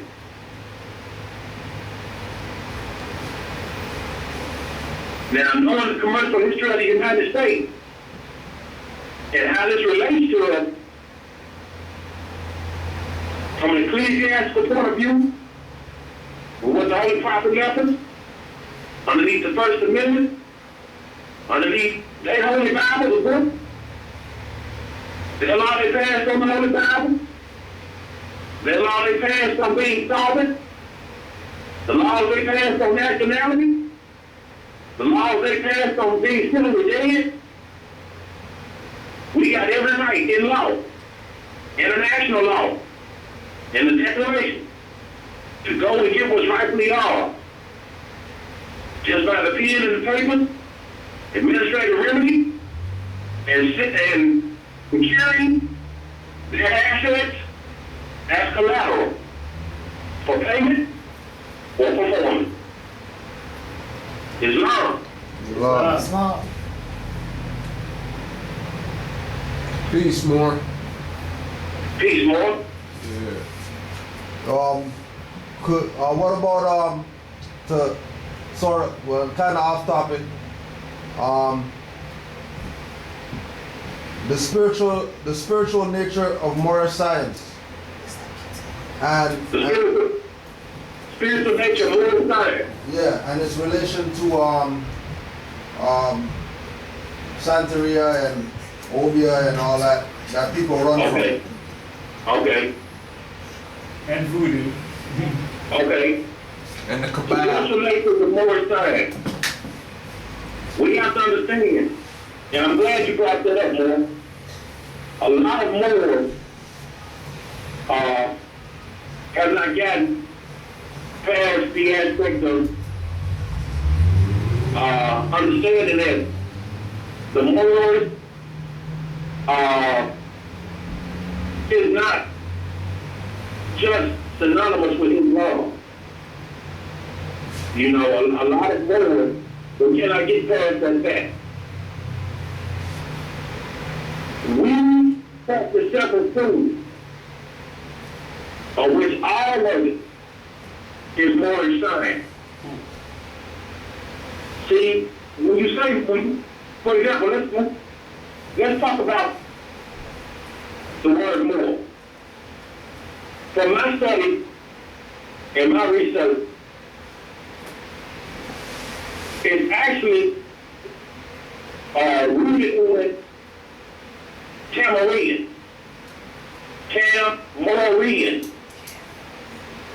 So, we're back at the Nile Valley again. Now, if you understand our Tuparan, all of that was Tamarian. All right? If you understand, over here, the land was also known as Tamariku, Tamarika, Marika,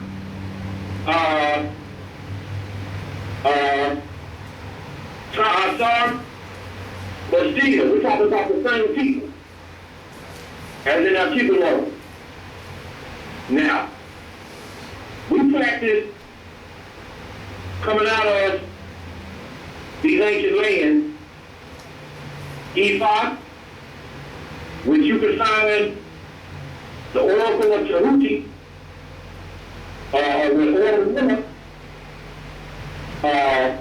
on the wall of the hieroglyphs of Kemet, with Tahuti holding the ephod tray, which is the tray used in ephod divination. Okay? That same oracle, the Udu of ephod, also was the basis of the Chinese I Ching. Same system.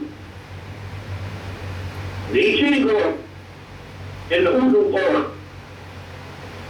All right? Now, the middle metal, the metal root, the forces of nature, line up with the Orisha of the other land. Same attribute, same governorship over the forces of nature, everything.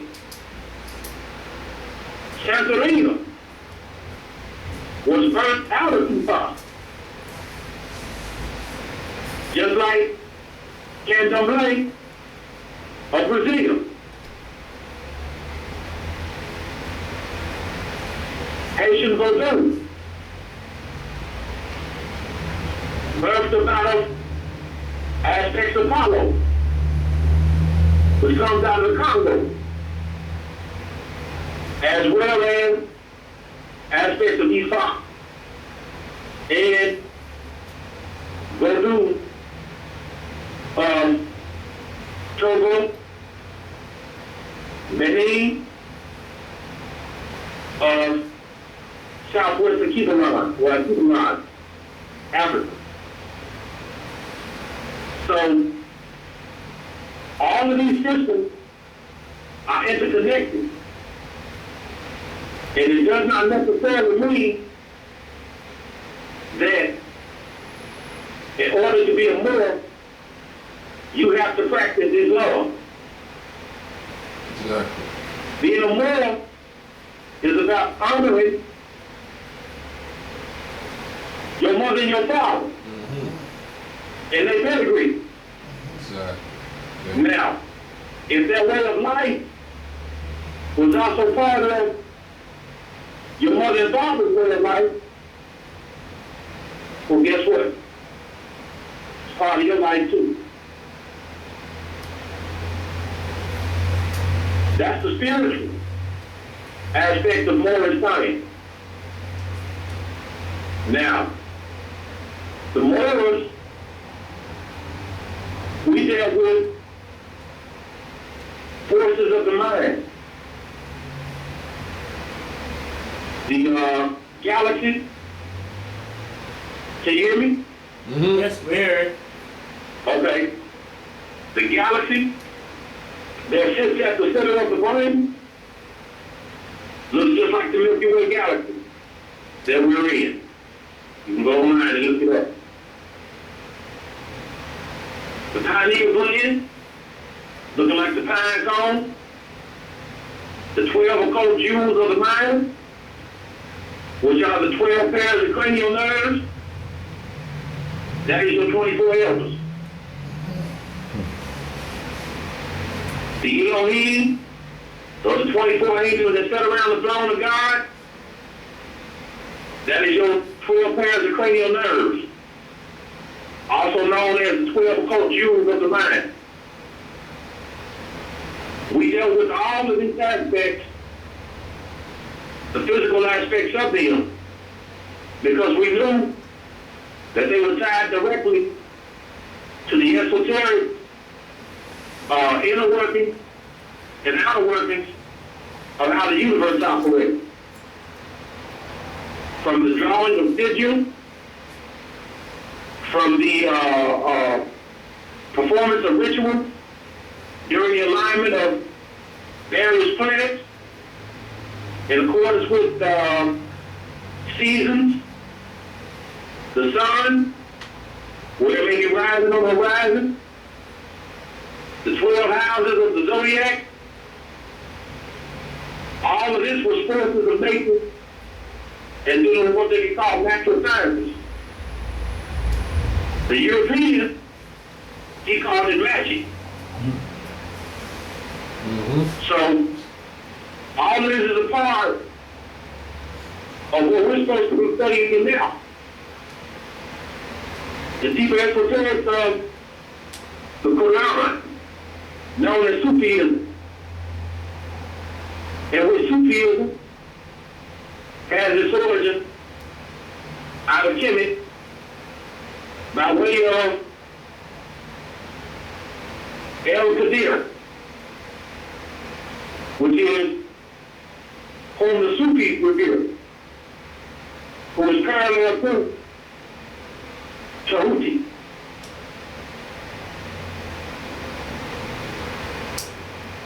So, the aspect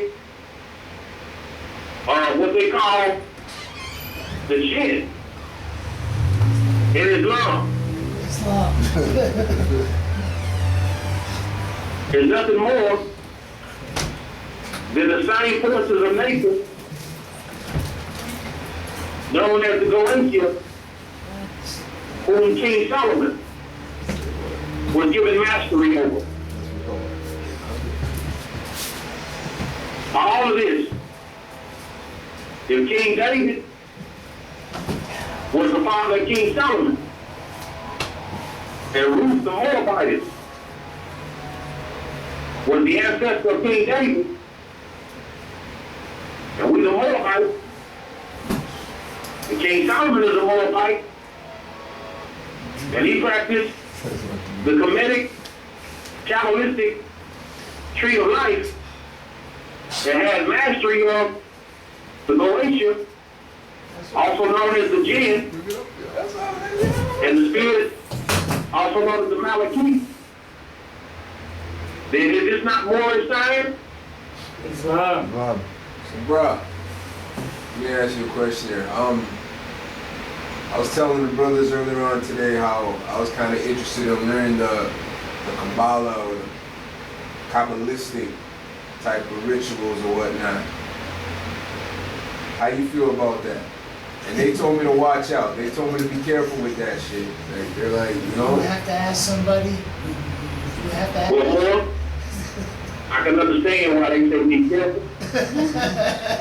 But also we have to understand that anytime you go into that world of the unseen, you have to be careful because we're dealing with forces that are older, if not just as old as us.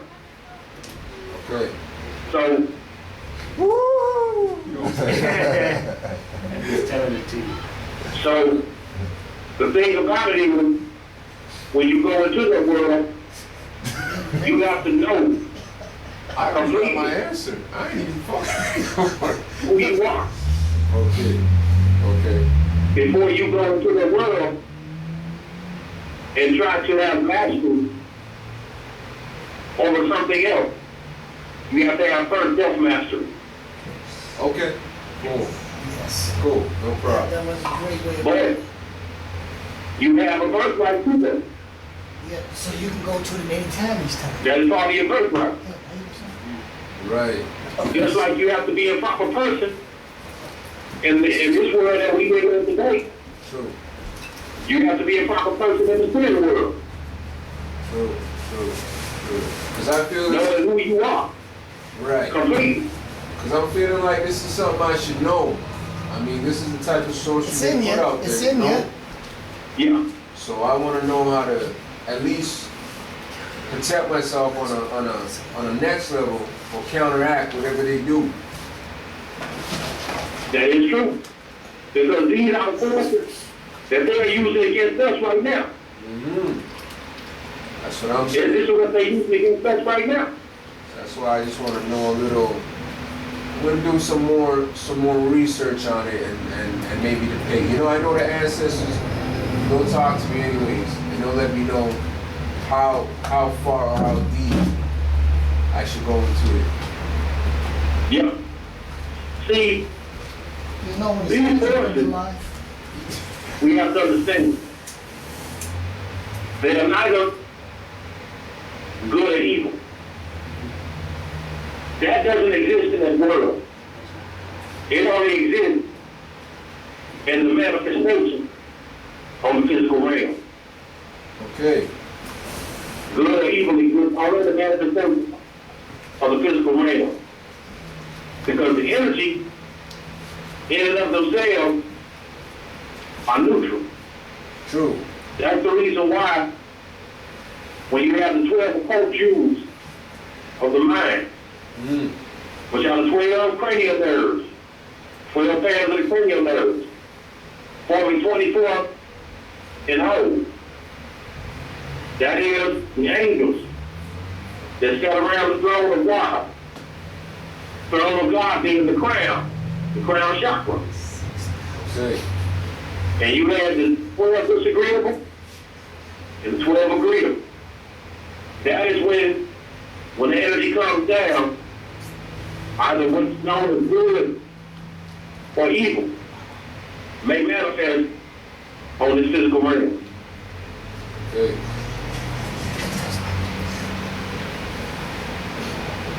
Islam, Islam. Islam. Peace. Peace.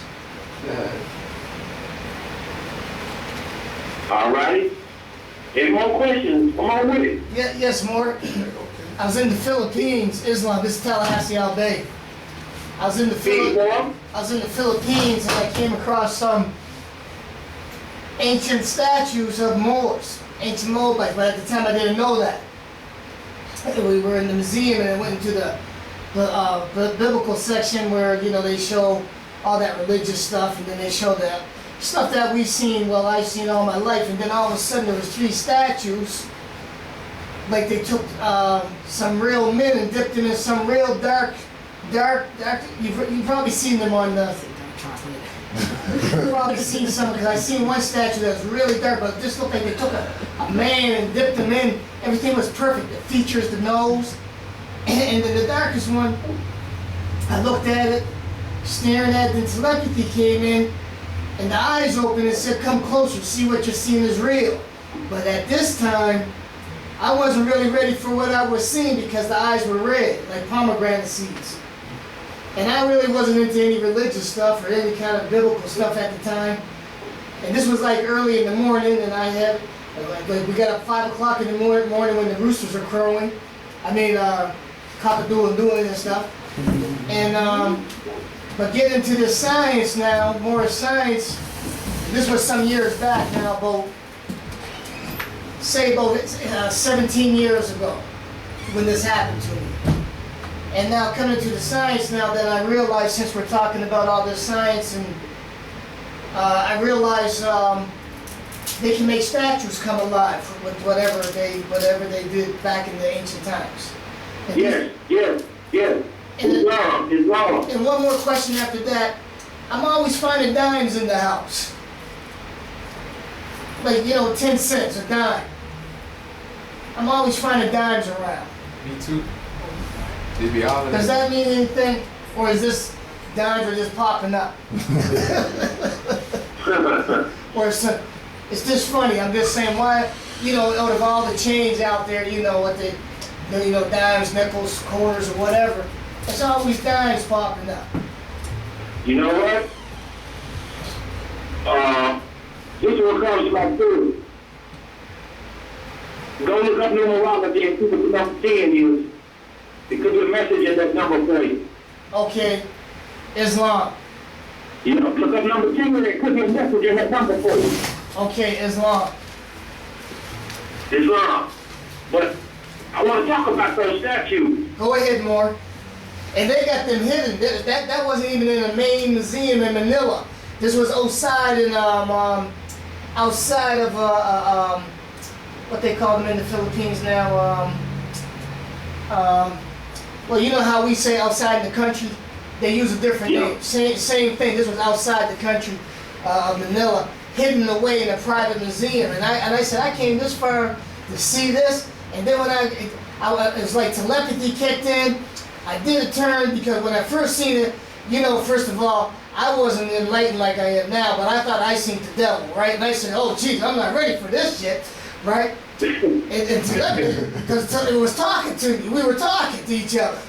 And I said, I'll never tell this story to anybody as long as I live. But about a few minutes after that, because my people that took me down there said, what are you doing? I said, oh, I'm coming right now. And I said, I'll never tell nobody this. So I asked one of the caretakers that were taking us around, showing us the tour of the indigenous, autochthonous beings there, Moors, Asiatics, and then they brought us into that biblical section, and then when I saw the 3 dark statues, not even knowing about Moors at the time or what we were called, I said I had to come all the way this far to see a statue of a black Jesus, even though I did see them trying to portray them in New York City when they were unveiling this woman artist at the New York Museum. But that was totally different than what I saw. These were perfect carvings of Asiatic Moors, but at the time I didn't know. And then when I left, when they called me, I said, I'm not telling nobody this story, but it was so overwhelming. When I got in the van, I told everybody. But then why did I do that? Because a few years after that, they left me. but I knew it was real. Only me, myself, and the statue know this. But coming across some science and meeting a lot of Asiatic Moors these days that have been building and studying, they know that I'm not making this stuff up. Let me, so you said they told you that these statues would come to life? No, they never told me. They were just going through the biblical section, when they show you, like Catholicism, Christianity, and all these different things that we would normally see up here, as portrayed as Albions. Nobody said nothing to me. So when they were walking, I was just amazed looking at these statues that look so perfect. These 3 men, right? Looked like they were dipped into something. Looked like somebody dips real people into something, right? And the one in the middle, the darkest one, when I was there, opened his eyes up and they were red like pomegranate seeds.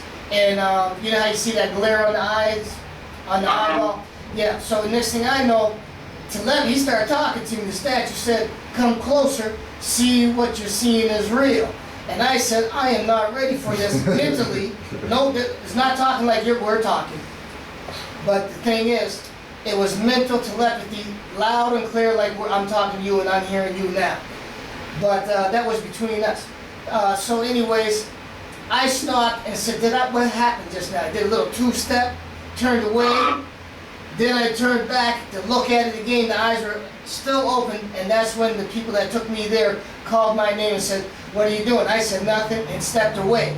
Nobody there said these statues would talk to you. It's just that these statues on their own, one of them in the middle, the darkest one, they're all carved perfectly from the nose, brows. There's a picture on the internet that kind of reminds me of it. Of one of the carvings of the Moors. He's got carvings, but that's the closest I've seen. Whatever material they used, it was like dark as night. And perfect carvings. It's funny that you say that the statue actually spoke to you for telepathy. Our ancestors, man, used to have the science of where they could actually bring statues to life. Yes. As a matter of fact, there's a story of Pharaoh Netanyahu and his daughter Queen Scotia, who is the matriarch of Scotland.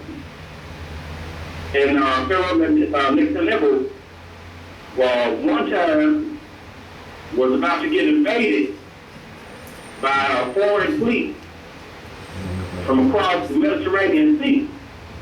Islam. And some type of way word is gotten back to him. Whereas, they say, hey man, look, you got some foreign invaders that's coming in by ship. And you're not ready for them. You know they're going to overrun the kingdom. They're going to ransack the kingdom. Islam. So what Pharaoh Netanyahu did, he just kind of laughed at the idea. He scoffed at the idea. And what he did was, he had a secret chamber where he went back into the Pharaoh chambers in the palace, and he had a little room off to the side where he practiced magic. He didn't let everybody know that, you know, but he was a high practitioner of our Moorish spiritual science. So what Pharaoh Netanyahu did, he had some little clay figurines, some little clay dolls. Islam. And he poured a bowl of water, a big huge bowl of water, and he put some little wooden ships in there. And he said some heku. Heku is words of power. Islam. That brought the statues to life. And the statues started fighting, the little clay figurines started fighting amongst each other. One side representing the Canaanites, and the other side representing the foreign fleet. Islam. And then the water in the big bowl started becoming real disturbed and shaking and vibrating, and it started rippling up. And it created like waves inside the bowl that eventually made the ships fall to the bottom of the bowl.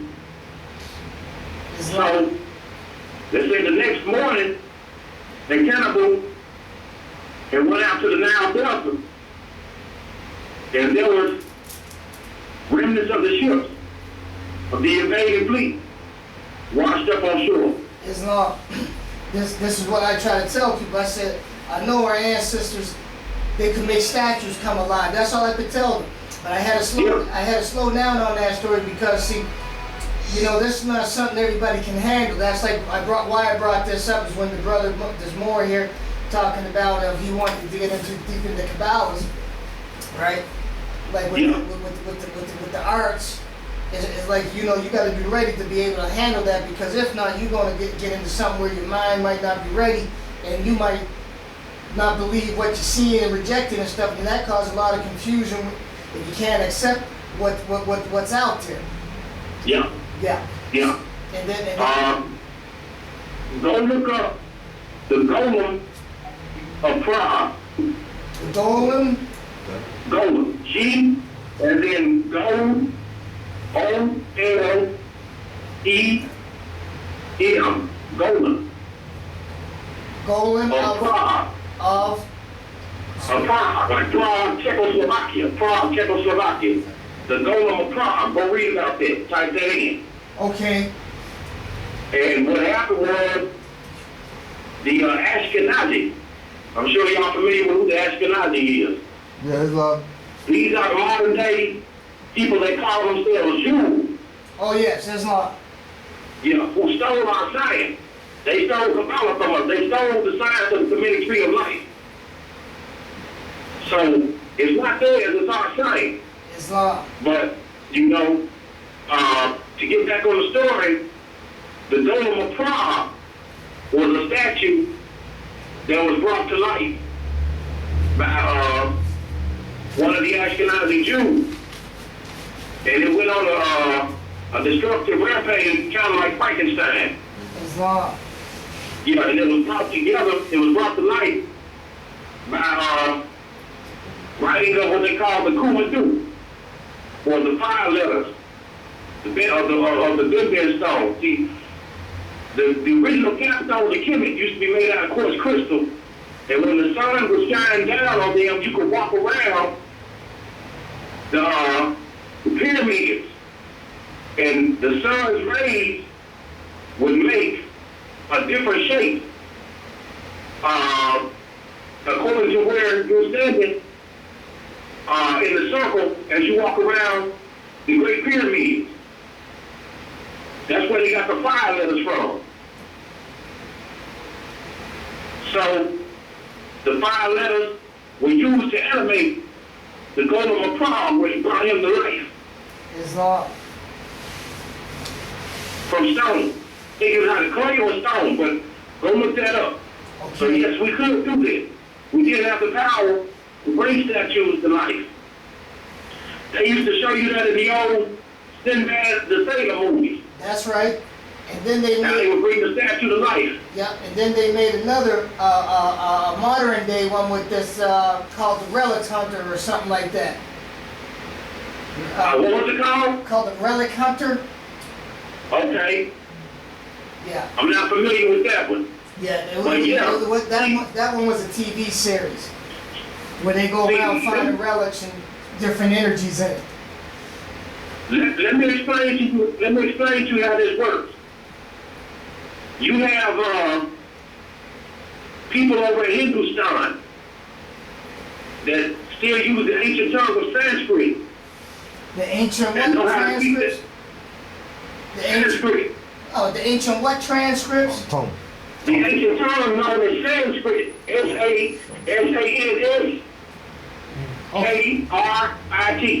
Islam. And they're able to speak words in the air and pull down gold and silver right out of thin air. Pull Islam. down gold, silver right out of thin air. And do healings on people who are terminally ill and pull the illness right from their body Islam. based on the Heku, or the words of power. Now, basically, in the principle of our ancient ancestral Moorish sciences, our power was held within the tongue, because when you speak forth the words on our plane of existence, it causes vibration and everything that's around you. And that's all that atoms do, is vibrate. And you bringing down the energy to speak it forward from the throne of God, surrounded by the 24 angels, known as the crown chakra, and the 12 pairs of cranial nerves, or the occult jewels of mind. And when you learn the true nature of a thing that's in physical existence, you have mastery and power over it.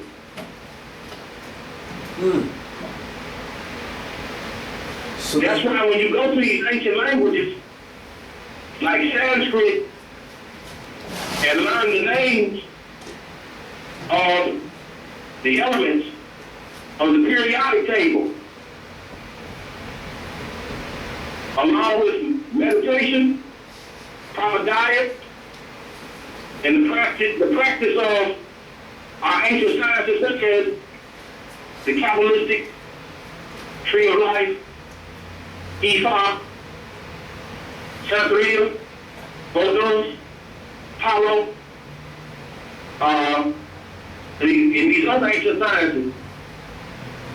And you're able to learn the true nature, the elements of the periodic table conjoined with rituals. That is how you start to have power and manipulation of matter on the physical plane. So you're merely saying I can create Halle Berry out of thin air? You can create Halle Berry out of thin air? Yeah. Alchemy. I'm not going far to say that, but I say this. There's a ritual where you can bring it to you. Yes. And in a sense, I guess that would be creation out of thin air, but she wasn't in your space before. Islam, or that's Islam. Okay. you can make whatever you really want if you want it bad. But you can't use it for self-esteem now. Tell him again, more. Tell him again, more.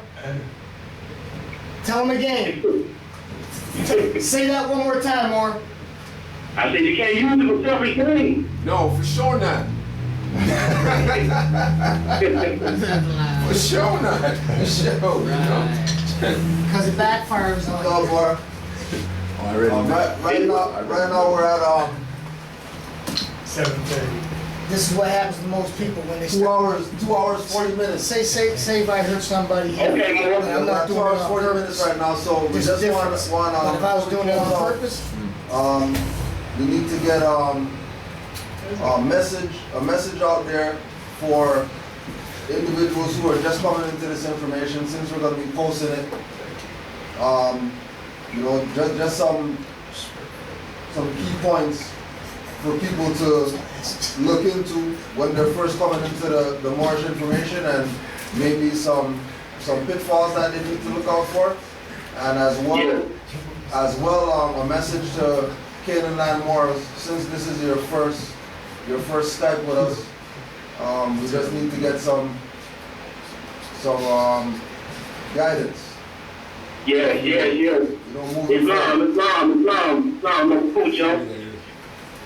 I really do thank you, brother, for giving me a chance to have this forum, Brother Pujo. I mean, I really appreciate what I like to say. Moors, universally, globally, coming into this information is you're going to have to make some choices and some sacrifices.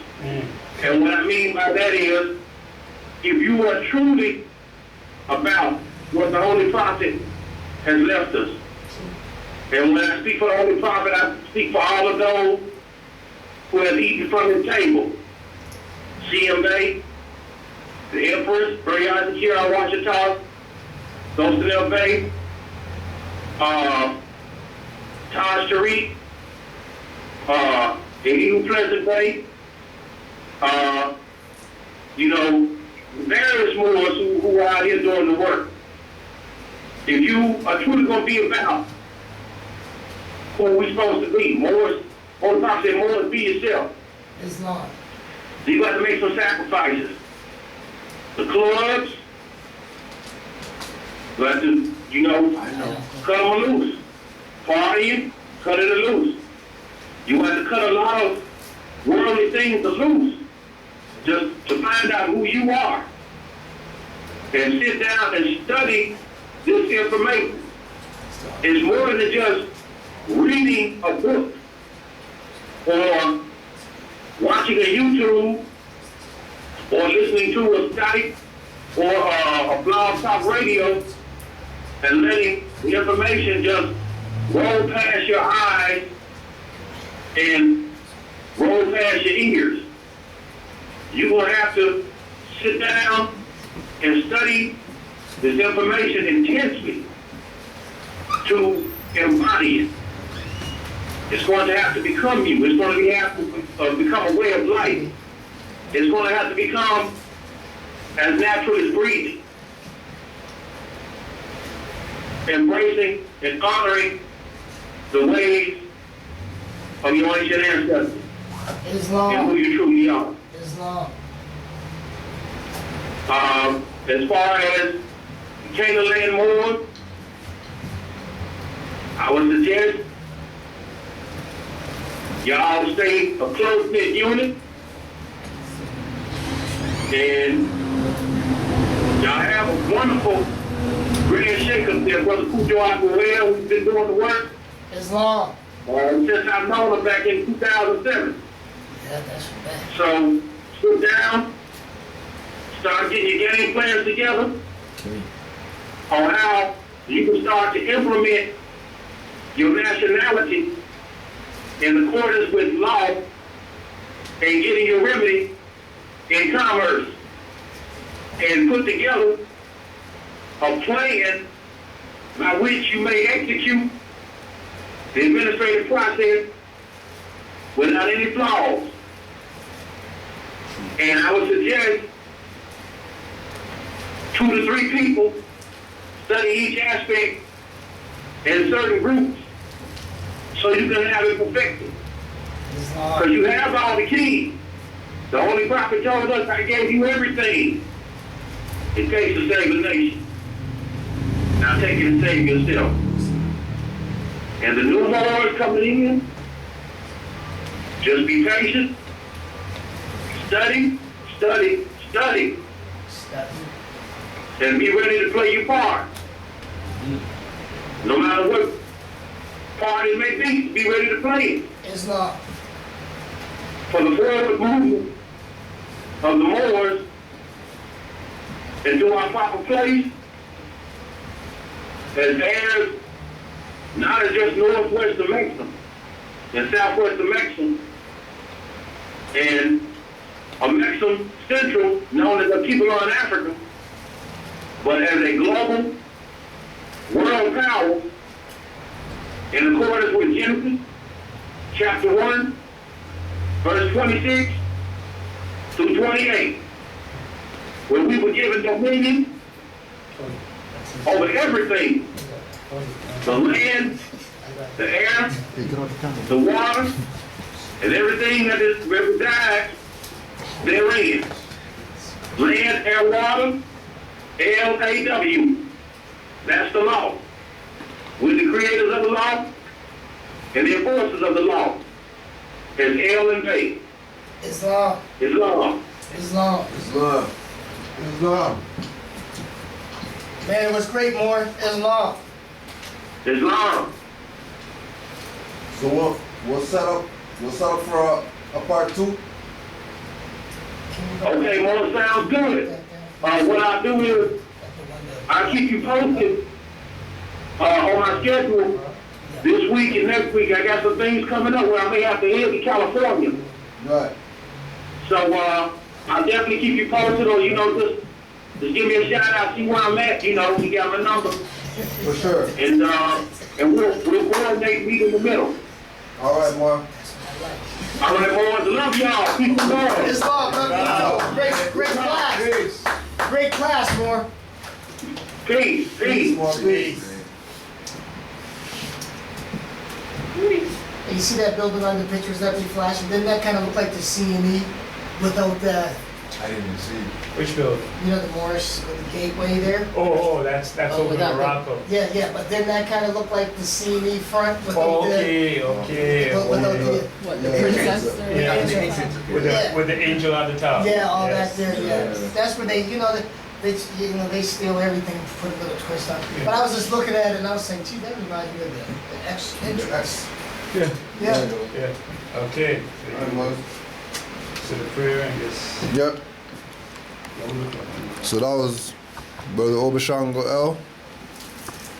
Just give me the mail. Yeah. And Can I have it? we're gonna as of right now, there's nothing for next week. We got Wednesday. How the Wednesdays run? Well, the Wednesdays, Hakeem was saying that we're probably going to have to do it on an individual basis. Okay. Because not enough Moors were showing up to class to really push it. Right.